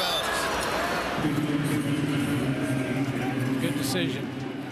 You're in range to put points on the board. He's gotten trouble a couple of times since his return in plays like this, and you know everybody loves seeing guys at quarterback create. I mean, watching Trey Ford, and sometimes that magic is just worth the price of admission. And to see a quarterback escape, but that's a great decision. Don't force it in there, get a turnover, and take points off the board. Yeah, no one was open. You can get into that habit of giving someone a chance to make a play. Then you're also giving the defender a chance to make a play. Exactly. 2nd and 10 right here for BC. Hamilton comes with 4. Caught by McInnes. Stretching for the end zone. He'll have to settle for a first down at the 2-yard line. Justin McInnes, the leading receiver in the CFL coming into the night. Yeah, well, McInnes here, he creates separation with his length. I mean, just his arm length creates separation. That's pretty good coverage. You can't be really any tighter than Richard Leonard was there, but watch the stretch with the arms. It just creates separation. 10th play of the drive coming up for BC at the 2-yard line. You've got to think they're looking to stand back, but no backs in the backfield on this play. Rourke slides to the right near the goal line, and he's in. Touchdown, BC with the response.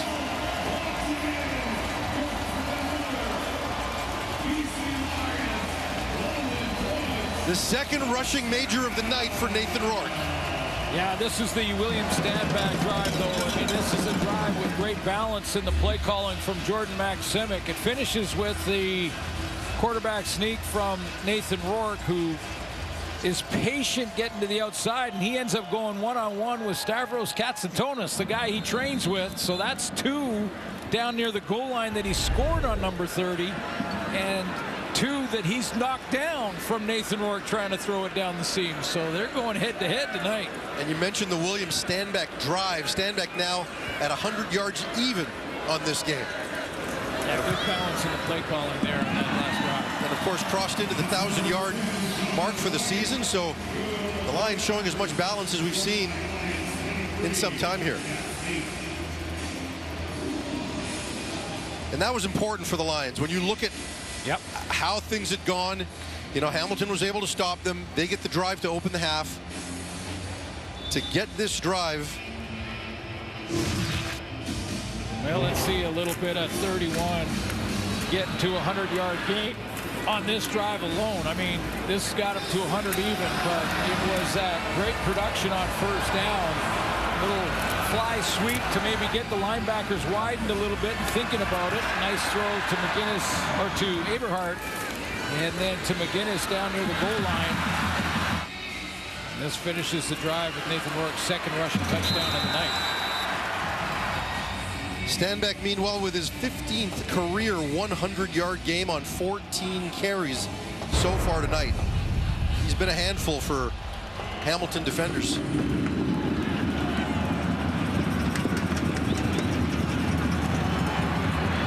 This time the kick taken at the 20-yard line. We've got a flag on the play.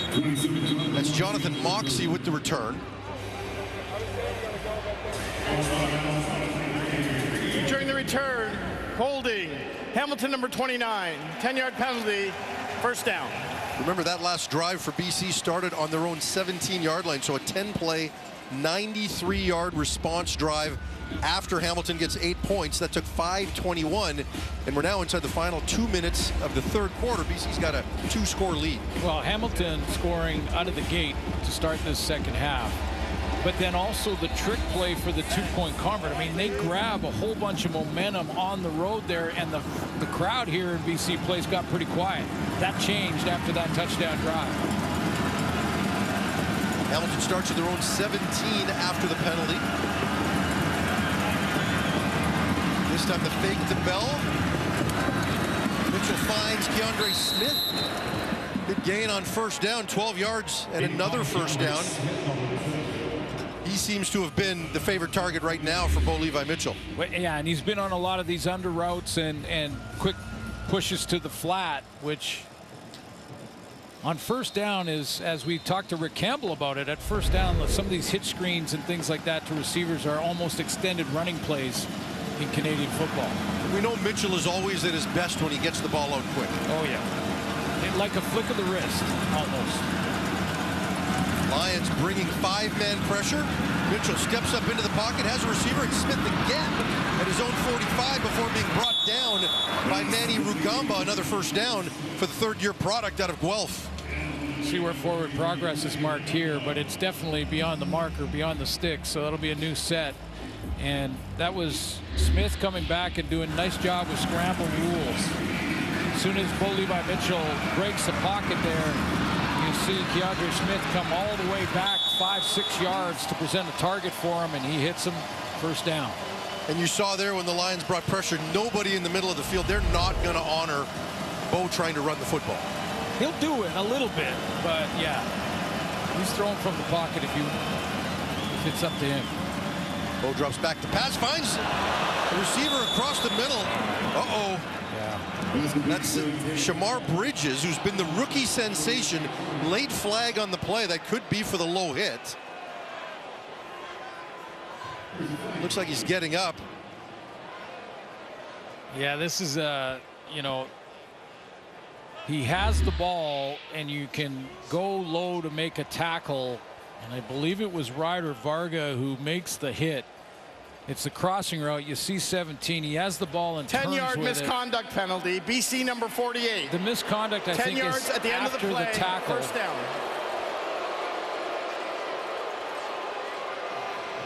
And there was a little flexing going on, I think, there too, but maybe it was the low hit that.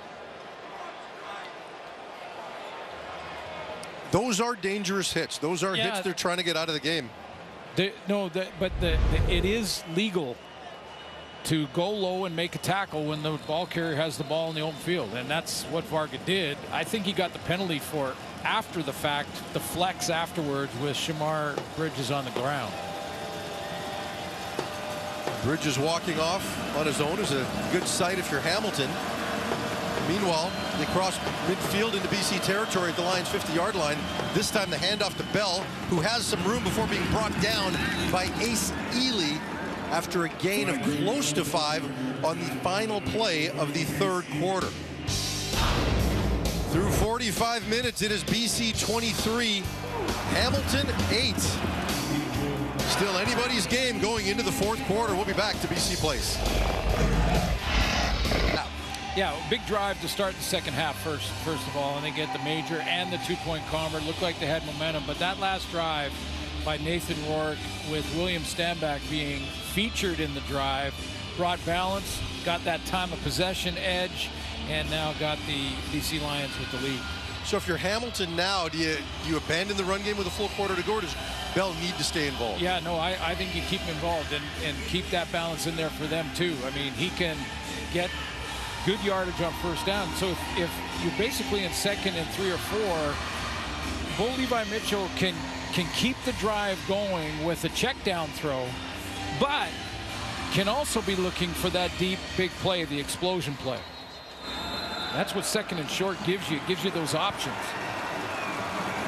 We'll see if one of those options is Shamar Bridges getting back into this game. Again, that was a legal hit by Varga, by the way. We did get word that it was taunting after the hit that was a penalty. 2nd and 5, the swing pass to Bell, going one-on-one with Rugamba, makes him miss and gets the first down in front of Matthew Betts. That's what I mean. There's lots of possessions here, especially in Canadian football, back and forth. We see it all the time. A couple of 2-and-outs, you get the ball right back. So there's no need to panic with a whole quarter to play. And number 5's got to be part of the offense. See Bo Levi Mitchell just kind of make sure he goes to the right side.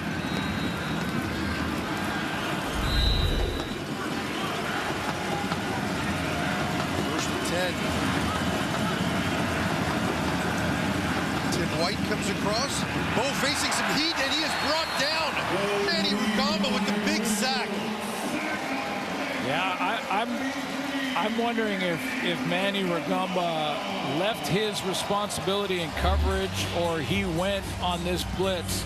I think he might have just gone on this blitz because it was called, because it looked like he had Tim White out of the backfield and just said, no, I'm not going to go. I'm going to take my chance here and go right after the quarterback. Yeah, Mitchell looked like he didn't even see him until it was too late. That brings up 2nd and 18 for Hamilton. They're outside of field goal range at this point.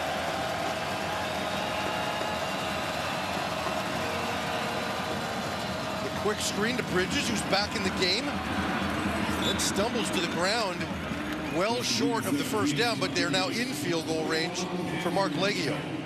Yeah, it looked like Shamar Bridges maybe protecting that leg a little bit. Yeah, it's good to see him back, and he doesn't look like he's got a limp or anything like that. But when he saw contact coming, I mean, this was 2nd and 18. He's going to have to beat 8 guys to get anywhere near first down territory. So protect himself a little bit there. In field goal range, though. 48-yard attempt for Mark Leggio, who is 34 of 39 on the season.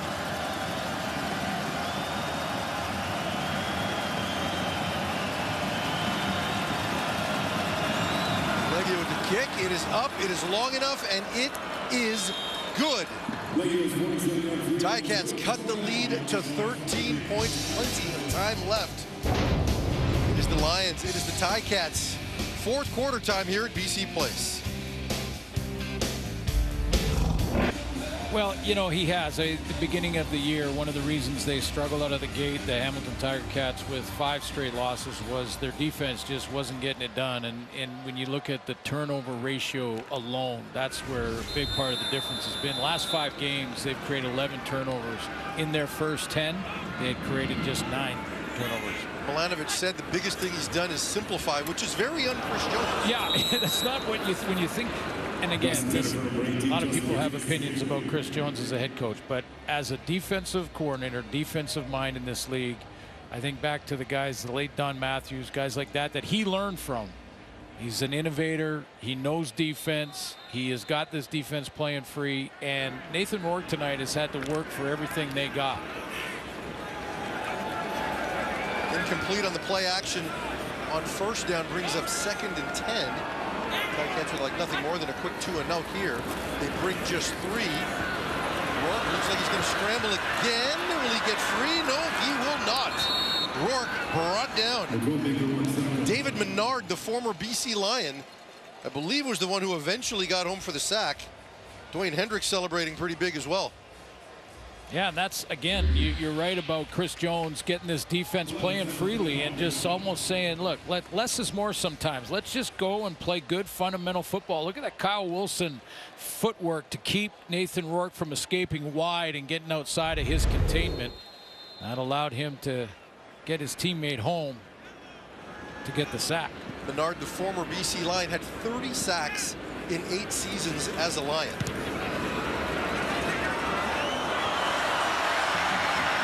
Have the punt, it's the scoreboard again. It might even be stuck. There's Ben Major. Got to make There's not much more I can say than Ben has said. Yada, yada, yada. We're going to redo the play. Yada, yada, yada. No, I mentioned the MISC. That is amazing. That's going to be viral. That'll make a few clips out there. That's hilarious. Because that one's stuck. Like, it's literally stuck. The first 2 hit it. Yeah, if it touches it, it's dead. So I'm telling you, Flintoff is attempting to do this on purpose. This, like, he's got to be saying, let me see if I can hit it this time. Well, it's not like it can be moved. No, you're not going anywhere. It's a little heavy. Timer, please reset the clock to 11:28. Did it go on top of it? No, it got stuck in a speaker, like it went through in the middle. Okay. And it stuck in there. It didn't go on top. He could get that high?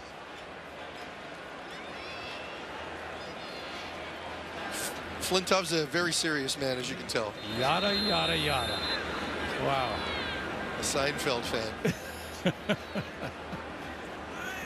After my own heart.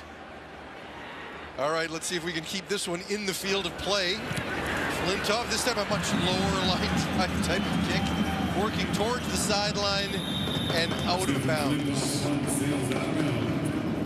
Ben Major, who was called the first 2, is actually going to be in Regina for our next game. CFL and TSN back tomorrow with the Alouettes going up against the Argonauts. Coverage begins at 7 Eastern, 4 Pacific here on TSN.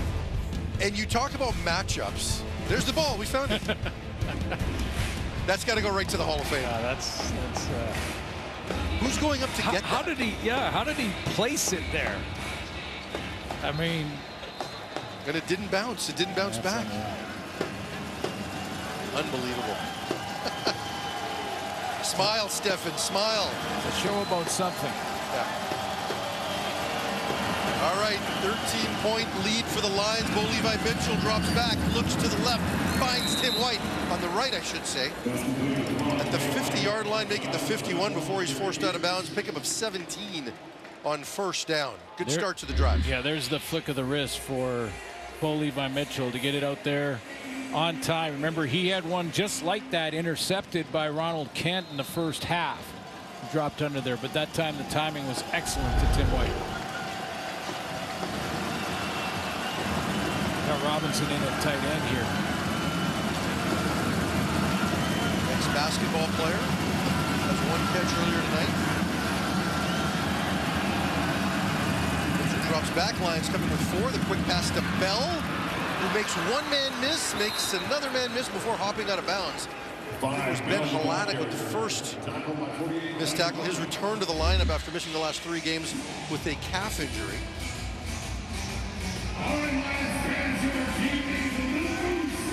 Well, when they've struggled, the Lions, and they've had their moments, tackling has been an issue defensively. Absolutely, and it's taken some time for the linebackers to get comfortable. The expectation coming into the year was Josh Woods and Ben Haladic would be the starter. Josh Woods was lost for the season early, and Haladic's missed time, and it's been Ace Ely and Ryder Varga who've shown some good things, but it's taken time. Another missed tackle there by Jalen Edwards-Cooper. I think in fairness to Cooper here, he went for the ball, and that's on a throw this quick and this short. You know, going for the ball is a gamble. He went thinking he could maybe intercept that. Because that was not tackling position for Jalen Edwards-Cooper. Tyler Ternowski with the catch takes it down to BC's 37-yard line.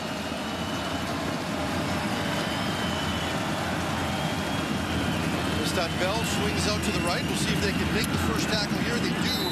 Ronald Kent Jr. trips up Bell after a gain of about 2. I see the couple of plays to Bell on this drive. This is what I mean about keeping him involved. It doesn't necessarily have to be a handoff. He got up a little slow there with that hit, but it doesn't necessarily have to be a handoff between the tackles to keep your tailback involved in the CFL, especially with a lot of zone drops, things like that. He's going to have to take a breath here. Yeah, got up, tried to walk off. Not sure if it was the first hit or the second, holding onto his ribs on the right side. Very important part of the Ticat offense. Greg Bell making his return to the lineup. We'll see when he gets back into this game. BC with a 12-point lead. He kind of gets crunched there as he's rolling. That last tackler was Ace Ely coming across, and he looked like he hit him right in the rib cage. Oh, he's in some discomfort there, trying to get up. Yeah, that doesn't look good. As they're still attending to him. Again, he missed the last game because of a knee injury. James Butler came in, played very well in that one. This one went right down to the wire. Both running backs made the trip. Both were on the roster to start with. And then they decided that Bell was good enough that they could make Butler a scratch. And if you go back to last season in 2 games against the Lions, Butler had 270 yards of offense and 2 touchdowns in the 2 games. You knew he'd be motivated to play this team if he got the chance. Yeah, I'm sure it was a tough decision for Scott Milenovich to go with. I mean, not to go with Greg Bell. He loves Greg Bell. He likes both of them, but it's a tough decision with that extra incentive with James Butler playing against his old team, but hopefully he'll be okay. It's, you know. Levi Mitchell, meanwhile, is on some kind of roll. Yeah. 16 straight completions, a career high since the 1 interception in the first half. He's got 2nd and long here. Mitchell looking for Keandre Smith on the crosser. Has enough for the first down. Makes one man miss, then brought down Ace Ely again on the tackle. They move the sticks inside BC's 25-yard line. Yeah, that's 17 straight for Levi Mitchell.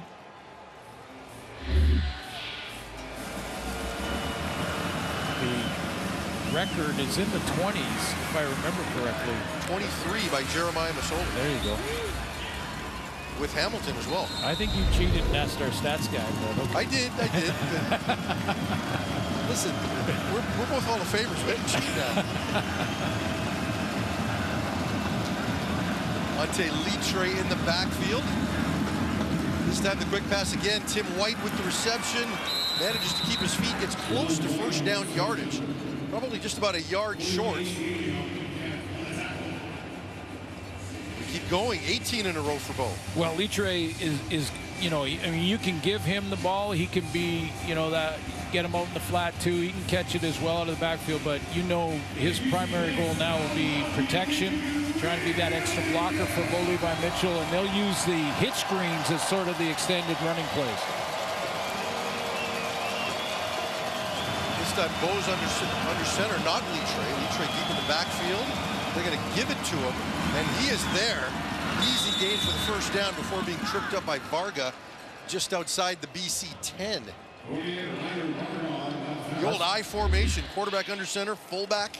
Yeah, Tuck leading the way. James Tuck, the fullback going in. Two fullbacks playing in that backfield. Dwayne Ford's loving watching this. They get that first down easily. I remember last year when Scott Milanovic came in as, for the first time as the offensive coordinator, and they went under center. We don't see that in the CFL. Here they are again, under center. This time, the fake to Littre. He's got Tuck in the flat, and he drops it, and the streak is over. But we got a penalty flag, which, if they call that on BC for that hit, that eliminates the play. I'm not sure what the penalty flag would be for, unless it was early.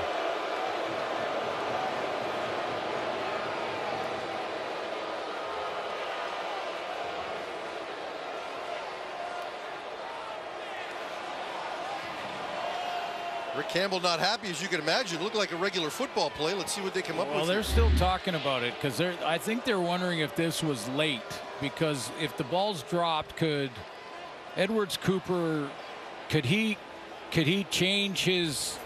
There's no flag on the play. Yeah, okay. It'll be second down. They discussed it and made sure, because he couldn't tell whether or not that ball was caught, so he was trying to carry through with the tackle. And again, the low hit is not a penalty. Yeah, it is on the quarterback in the pocket, but it's not a penalty for a receiver. Yeah, the question was, in that instance, was it a late hit? Yeah. Edwards Cooper had committed to the hit before the drop. Good decision by the officials to pick that up. And that brings us 2nd and 10, and the streak ends at 18 completions. A career high for Bo Levi Mitchell, who drops back, and the whistles are blowing this play dead. I don't see a flag. Timeout. Like a timeout. Hamilton. That had to come from the bench. Scott Milanovic is all the way down to the 15-yard line there, and he got the officials' attention. Something wasn't in sync with that play card that he's looking at and the formation or personnel that was out there. And maybe this has something to do with Greg Bell as well, trying to juggle it to make sure they got the protection right. This is a very important play right now with a 12-point Timer, can we please game. You don't reset want to settle for a field goal because it's still a 9-point game. Yeah, no, and it's still a 2-score game. You want to find a way to get this in the end zone. Be tempted to go 3rd down here if they don't get anything. Yeah. 6:14 to go. Lions up 23-11.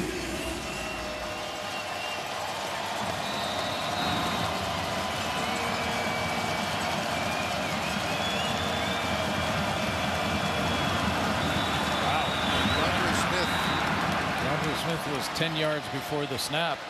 The ball wasn't snapped. Offside. Hamilton, number 85. 5-yard penalty. Repeat, 2nd down.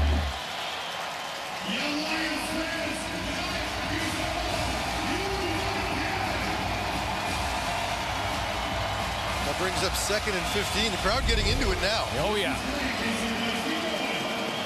10th play of this drive, and a big one for Hamilton.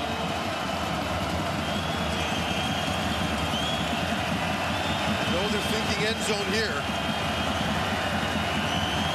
Bo resets them. Drops back, steps up, has nothing open, dumps it down to Stephen Dunbar, and he is brought down at the 6-yard line. Now a decision for Hamilton. It looks like they're going for it. Yeah, they're not setting up the field goal yet. Yeah, down 2 scores. Scott Milanovic is going to go ahead and leave his offense out here. And that makes 3rd down manageable. It makes this a decision as opposed to 3rd and 15. It makes it a, yeah. No surprise here. Now remember, they can still get a 1st down.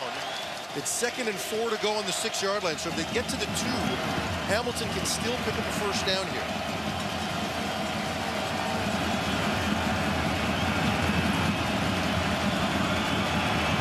Mitchell fakes the Littre, looks over the middle. He's got Smith into the end zone, open. Touchdown, Hamilton. Looks like they're going for one this time, but they finished the drive.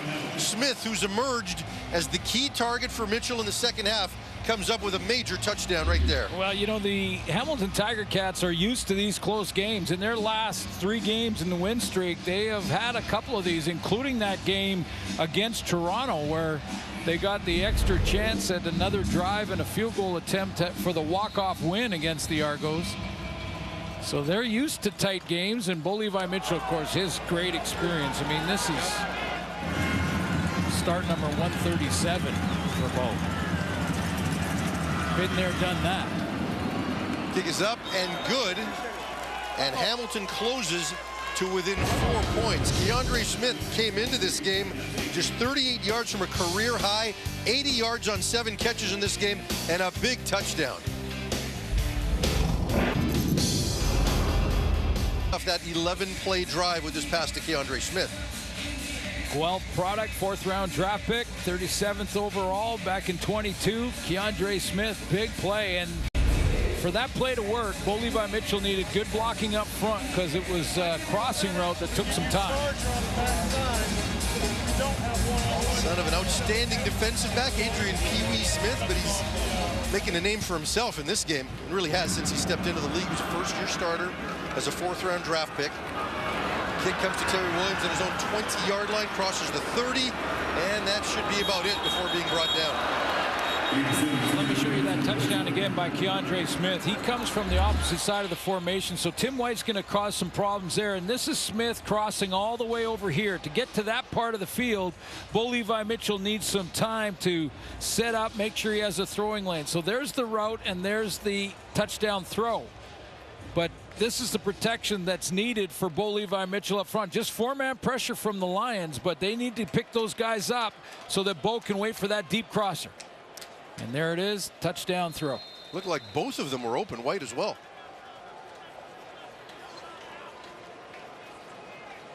Scott Milanovic happy about his decision to go for it there. Lions with a 5-point lead, 4.5 minutes to go. Hamilton sends the blitz there. Baker eventually makes the tackle on William Stanback after a gain of 3, and a big second down play coming up here for BC. Yeah, blitz there from Chris Jones is a good call, because if he does throw, you got pressure on the quarterback. You know, that's the idea. And if he doesn't throw, it basically fills the gaps to stop the run. Here we go, 2nd and 7 for the Lions. Approaching 4 minutes to go in this one. Hamilton showing blitz, but they come out of it. 4-man pressure. Misses Justin McInnes, and the Lions go 2 and out.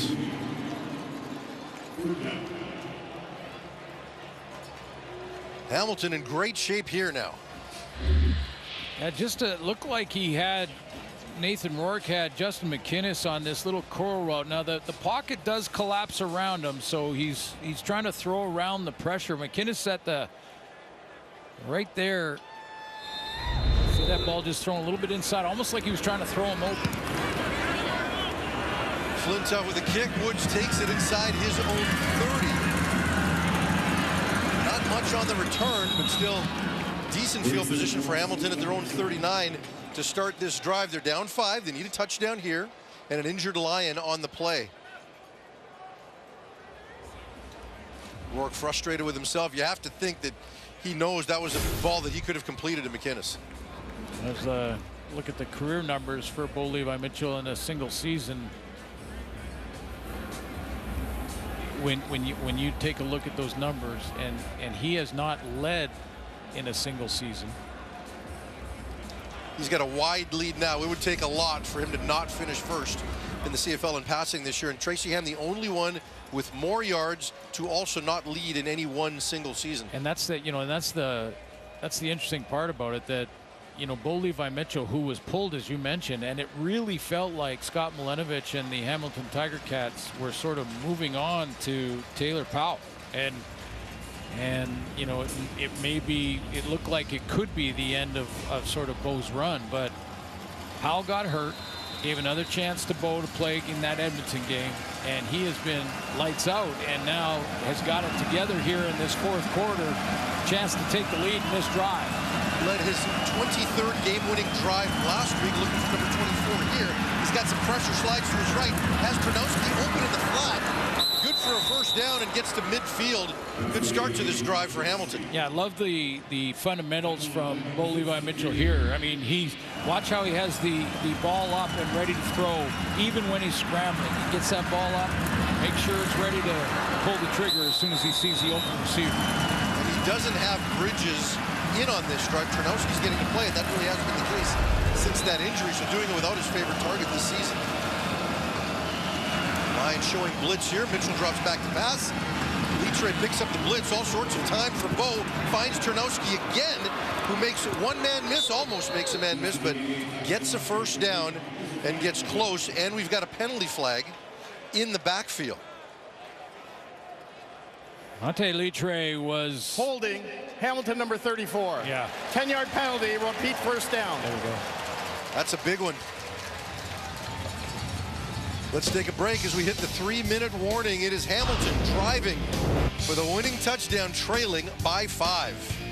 Look at BC and Saskatchewan right there. If the Lions lose today and Saskatchewan wins tomorrow, they got second place right now, at least for a day. Who would have thought?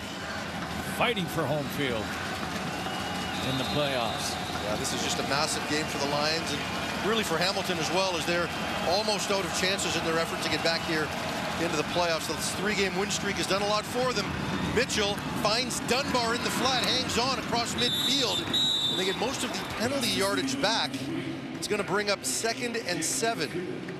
Boy, Betts came off the edge in a big way there. He thought he had a chance, but they basically double-teamed him so that Mitchell could get it out. He came out of a cannon here, and he gets picked up. They help out on Matthew Betts, keeping him off Bo Levi Mitchell. Yeah, 2nd and manageable now. Much better situation for Hamilton than what they were facing a play ago. Lions show blitz. They bring 3. This time looking for Tim White. White makes the catch. What a catch by Tim White inside the 30-yard line, and a first down for Hamilton. That's big. And now with the clock gone down to about 2 minutes, it's going to start. They have to call the play on the line of scrimmage because I don't think he got out of bounds. No, he didn't. Completion. Start the clock when they whistle it in. 3-down football. Down by 5. Gamba and Varga right there, but a perfect throw from Mitchell. Tim White with the strong catch. Hamilton in great shape here with 2 minutes to go in this game. Mitchell looking right, nothing there. Comes back to his left, has some room to run if he wants it. Pump fake and falls down at the 25-yard line after a short gain of 3. Yeah, that was a time consideration too, I'm sure, for Bo Levi Mitchell, just to I'll go outside, see if a receiver springs open. He's got to throw with no one in front of him, but the coverage was there. He just said, I don't want to waste too much time. Take 4 and go down.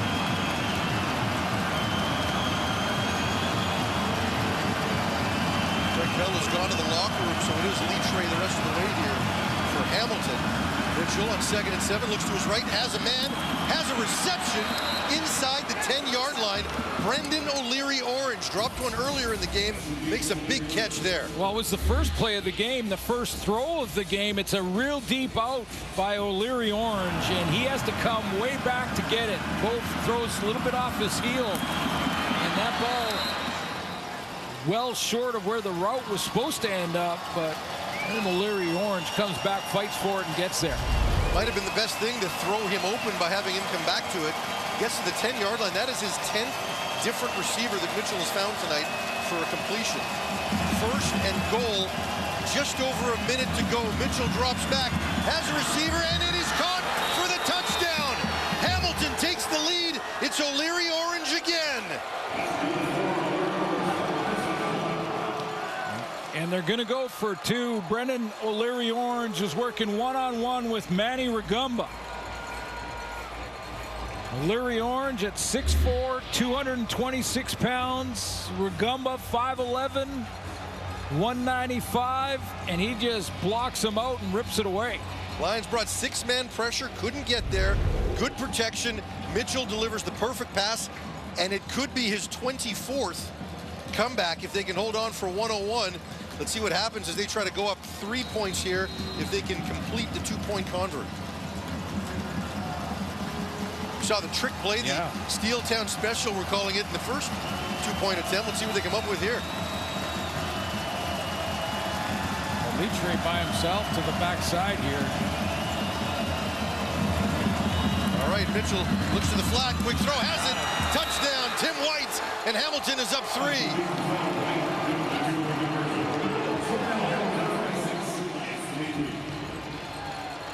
Lions are looking for their first win at BC Place in 10 weeks. They got 1:01 to come back and try to at least get this game to overtime. Well, Nathan Rourke has time. That's one thing. But Larry Orange right here, he hits the line of scrimmage with a nice waggle, and he has outside leverage. So he's running basically just a straight fade route or seam right down the middle. That's the touchdown.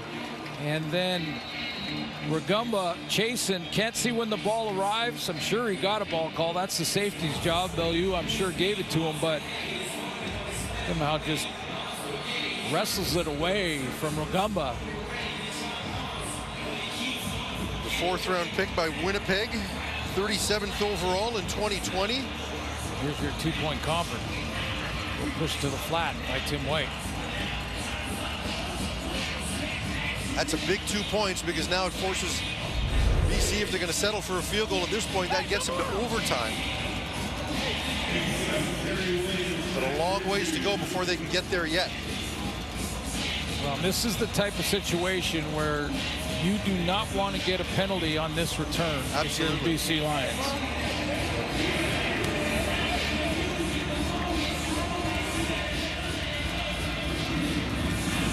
Leggio with the kick. Williams takes it on the run just inside his own 20. Has some room on the right. Picks up a big block. No flags there. They get up to the 48-yard line for a chance to tie, possibly to win with 55 seconds left. Nathan Rourke has just one game-winning drive in his CFL career. That was back in 2022 when Bo Levi Mitchell was on the other side in Calgary. Well, this is the beginning of his journey. This guy here has done it a bunch throughout his career, his time in the Calgary Stampeders, and there's lots of time for Nathan Rourke right now to think more than just a field goal to take it to overtime. Absolutely. They still have a timeout to go, but it's been a quiet half for the Lions. This time drops back to pass. Courtois has it. First down to the 50-yard line. Good opener on this drive. Sean White's career-long field goal is 55 yards. He's a couple of yards away from getting to that point, but BC's got to be thinking more right now. Boy, Courtois is laboring. He's fighting through it. And an injury for Hamilton.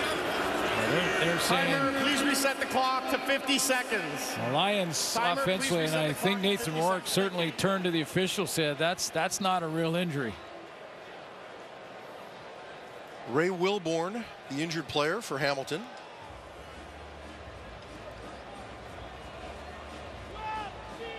Lions probably don't mind this clock stopped at this point. They put some time back on the clock. They've got 50 seconds now.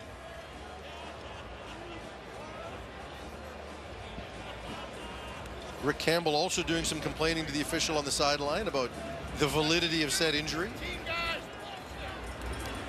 They don't do that in football, do they? Oh yeah, you got a designated guy, but I'm not saying that Ray's not hurt. I just, that it is a tactic. There's no question.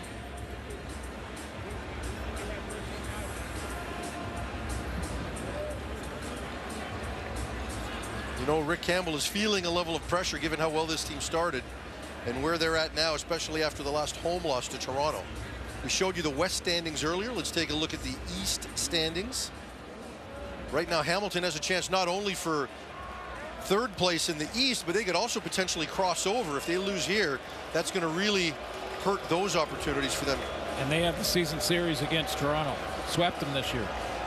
You talk about matchups, you know, and Hamilton really feels really comfortable whenever they play Toronto, at least this season. BC seems to have their worst possible matchups against Toronto. We're seeing Winnipeg, what they did to Edmonton the last 2 games, although the way Winnipeg's playing right now, I think they're a bad matchup for anybody. Bo can only look and watch. He did his part. A game-winning drive. Hamilton 2 deep, rushing only 3 here. Rourke can't find anybody open. Tries to get it to Eberhardt before being brought down, and that ball underthrown and incomplete brings up 2nd and 10. Yeah, David Menard got to him again and just affected the throw because we're talking about split seconds here. Menard ends up getting there. Because when Nathan Rourke tries to get out here and escape, watch Menard catch him, and just as he's releasing that ball, Eberhardt, he had a chance to get it to. So right now, if you're the Lions, do you want 5 more yards to make it a better field goal? Or you're still thinking touchdown and trying to go bigger and get a first down? No, get the first down for sure. 3-man rush and a delayed blitzer and an open receiver. It's Keon Hatcher inside the 30-yard line. Finally, he hooks up with Hatcher after so many that just missed earlier in the game. Well, couldn't be better timing to get the former All-Star involved on this deep crossing route. Hatcher comes up with it, and that's what I meant. Get the first down for sure. With 40 seconds, you got time for probably 5-6 plays. And now with this field position, definitely in position to put a major on the board. Down to the 27-yard line, a 26-yard pickup. That's his 5th target, first completion to Keon Hatcher.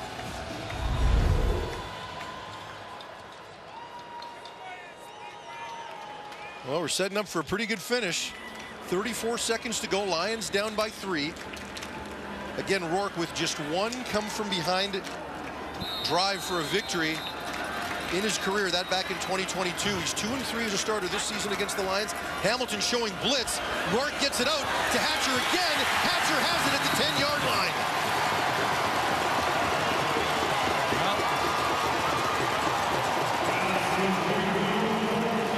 Marked as if that was a catch. I think he did get his foot down in bounds. And how about the timing of the connection between Nathan Rourke and Keon Hatcher? He has possession, feet are in, and maintains possession as he hits the turf. What a catch. Fighting off the coverage from Talbot. 28 seconds to go. BC down to the 12-yard line after the 24-yard pickup. Back-to-back big gains by Keon Hatcher as the Lions knocking on the door. What a catch. Hamilton showing blitz again. This time the quick throw. It is complete to Catoy at the 7-yard line. Catoy's playing on one leg. Gets him close. They can get William Stanback involved as well here. That's not just 1 foot in bounds. That's 2 feet in. What a catch by Hatcher. This time Hamilton shows blitz again. The low throw. Close to first down yardage, but I don't think he's going to get there. Stanley Berryhill. So it's 3rd and 1. You've got 14 seconds here. What do? Plenty of time. You just go quarterback sneak, get the first down. But you got to go quick because the clock's going to start. Just checking to see that that was a catch, and he did get his arms underneath it. They're going to go. Rick Campbell's not taking any chances. They're going for a field goal. I don't know. What do you think? Well, you can't think throw, go to the end zone with 1 shot at it. You got a chance to extend the game. It's actually closer to 2 yards here. If you go short yardage with no timeouts, the Lions have no timeouts. You go short yardage, you might not get a second play if you get the first down. Yeah, the flip side of this is the way Bo Levi Mitchell has been playing. I don't know that I want to give him the ball back in overtime. Kick is up, kick is good. And we have got a tie game with no time left, and we are headed to overtime. Yeah, I just think that was the clock management from Rick Campbell. He thought if I go short yardage here, yeah, we get the first down, but will we have time to throw it to the end zone? And if we don't, we definitely won't have time to tie the game after that if we don't get the completion. No, so absolutely fair. You know, All right, Lions fans, yes, we're going to overtime. Eyes up on the screen. There are the rules. Look at that fourth quarter for Hamilton. You look at the Ticats, in the last 5 years, they have been so much better in the second half of every season. This year's no different. Here's a look at the overtime rules. We'll play maximum of 2 mini games, and each team will scrimmage from the 35-yard line. So basically, you're in field goal range when you start your drive. Have to go for a 2-point convert if you score. Let's get to the coin toss here, the all-important coin toss. Teams want to go second. So the team logo will be tails, and the league logo will be heads. It's your call. Tails. Tails. Calls tails. It is a tail. You want defense? Which end would you like to play in? We'll play in this end. Your offense. Yeah, you see how much teams love to win the toss so that they can put defense out there first. They know what they have to deal with when they get the ball on their shot.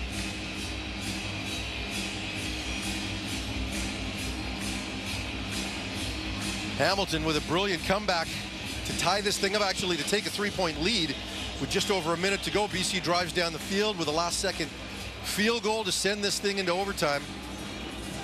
Very entertaining fourth quarter in this one, Glenn. Well, I've been entertained all game long. I know that. That's because you like defense. Well, I like the second quarter where the defense has ramped it up, and then the fourth quarter, Bo Levi Mitchell went to work and got his offense in gear. Tons of traction and a great drive, and Keon Hatcher being part of that. Get it to OT. Showing blitz again. That's knocked down at the line of scrimmage. That'll bring up 2nd and 10.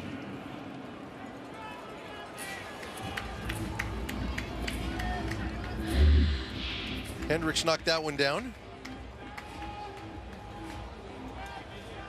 He thought he could catch that.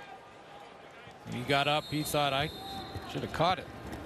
McInnes open in behind for what would have been a short gain, depending on what he could have done after, but we won't find out because of the knockdown, and that brings up 2nd and 10. Hamilton bringing 3. Eberhardt with the reception. Good for a first down inside the 20-yard line. Nice throw and catch here from Nathan Ward to Aiden Eberhardt, who is coming back for the ball, runs the curl in front of a veteran in Richard Leonard. Goes up and gets it. 18-yard gain down to the 17-yard line for the Lions. You mentioned Gatoy limping out to the top of the screen here. This time Baker blitzes. He's got Hatcher in the end zone, but just misses him.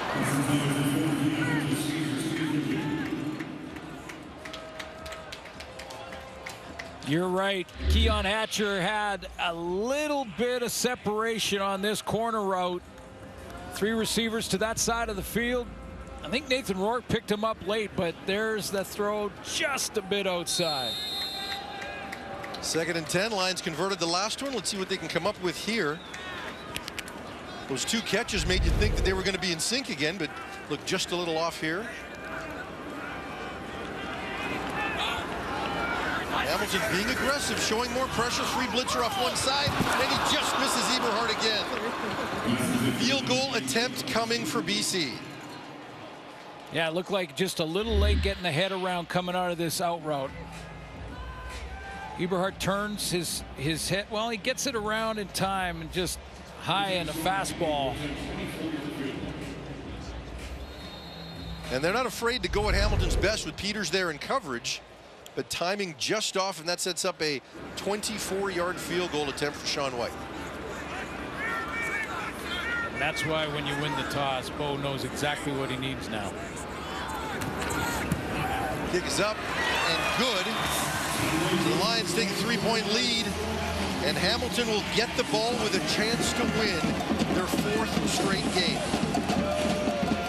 Of course, a defensive turnover here for the Lions, and it's game over. Bo Levi Mitchell, 26 for his last 27. We talked about the interception. This guy learned from a benching earlier, and he learned from an interception in this game. Well, and the one drop, the one pass that was missed, that was James Tuck, the fullback. dropping the ball that hit him right in the chest. Dwayne Ford, if you're watching, we're sorry to point that out. I'm just talking about Bo's accuracy in this second half. It's been off the hook. Empty backfield for Hamilton. Lions showing blitz. Bo changing the play at the line. We'll see if the Lions come or not. Yeah, 5 are coming. The inside pass to Litre. Complete, close to first down yardage. Might be a little bit short. One of the guys they dropped was Matthew Betts. The BC Lions dropped him. He wasn't one of the guys on that pass rush, so they dropped him into basic coverage, and he was the guy who went over and took Litre. He's right there. Watch him. Look like he's going to come. Then he's going to drop. That's why I think Bo Levi Mitchell went. He said a defensive lineman dropping back there. I don't think he could break in front of that fast enough. That's the 11th different receiver that Mitchell has found in this game. Litre in as the short yardage quarterback right now. With Tuck behind him. Tuck motions to the right. Litre makes his way forward for a yard or 2 or whatever's needed for a first down. Yeah, he got it. And Hamilton moves the chains. No reason to stop now. Easily placed. Get up on your feet. Lions pass and wait. Hamilton at the 24-yard line, 1st and 10. Looking to win their 4th straight here. Mitchell has been on fire since his second quarter interception. Doesn't matter who he's got in the game. He finds who's open, delivers the ball with accuracy. We are seeing vintage Bo right now. Lions showing some pressure again. Bo rolls to his right. Has a receiver there. It's Tim White. Well, this is the play, or at least one of them. Gain of 6, maybe 7. Ryan Phillips has sent some blitz. Sent Gary Peters at one point on a blitz, and Peters got a sack on Bo Levi Mitchell. Well, the defensive coordinator for the Lions send pressure here or drop everybody? Regardless of what he does, Mitchell seems to have an answer.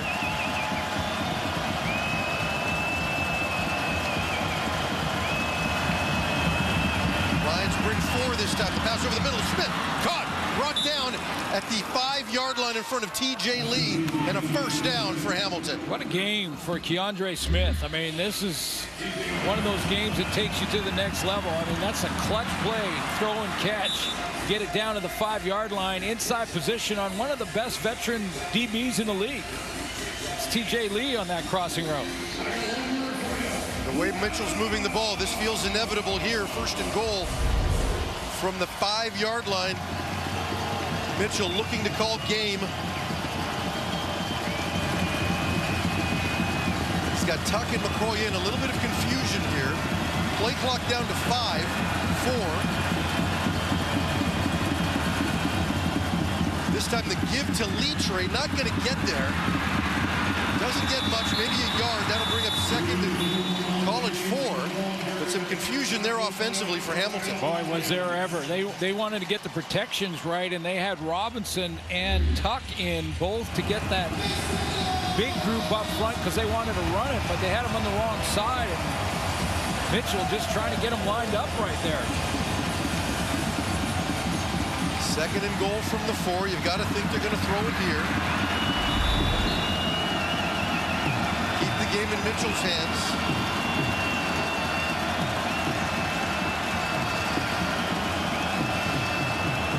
Lions come with just 3. The throw into the end zone, and it is incomplete. No flags. Ronald Kent gets there. They try to throw the fade. Inside fade with Kent on the trail. And he plays it to perfection. Leary Orange trying to get 6'5" up there, but he times the jump and looks back to the ball. And that's the key to not draw the penalty flag. Hamilton is challenging that there's defensive pass interference on the play. We're going to review the play.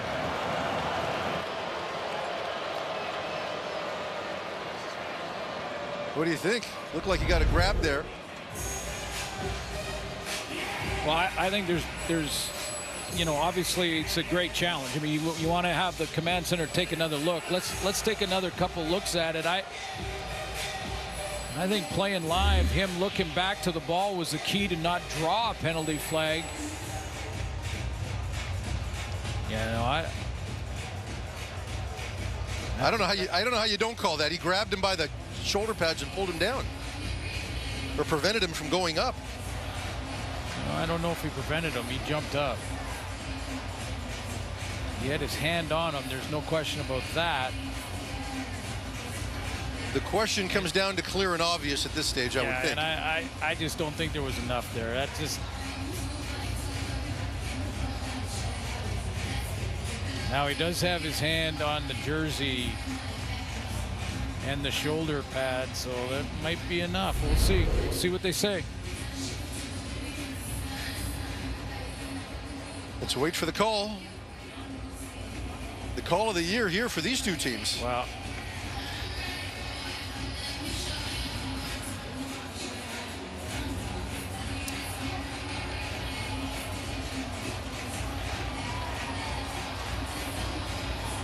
After review by the command center, we have pass interference.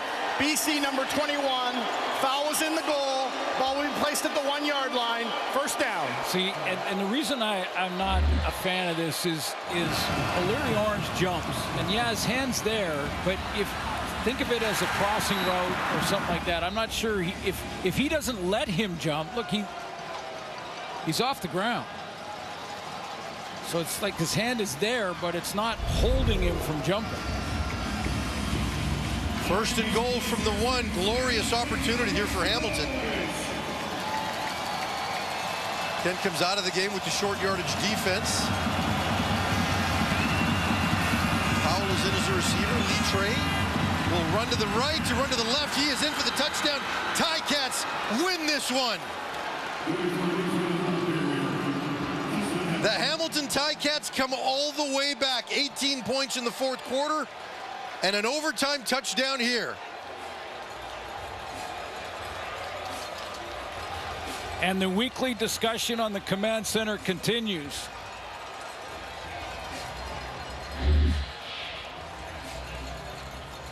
Take a look at the touchdown. It's just a huge pile right between the tackles. So Litre takes it off the left side to score, but this came down to an overturned.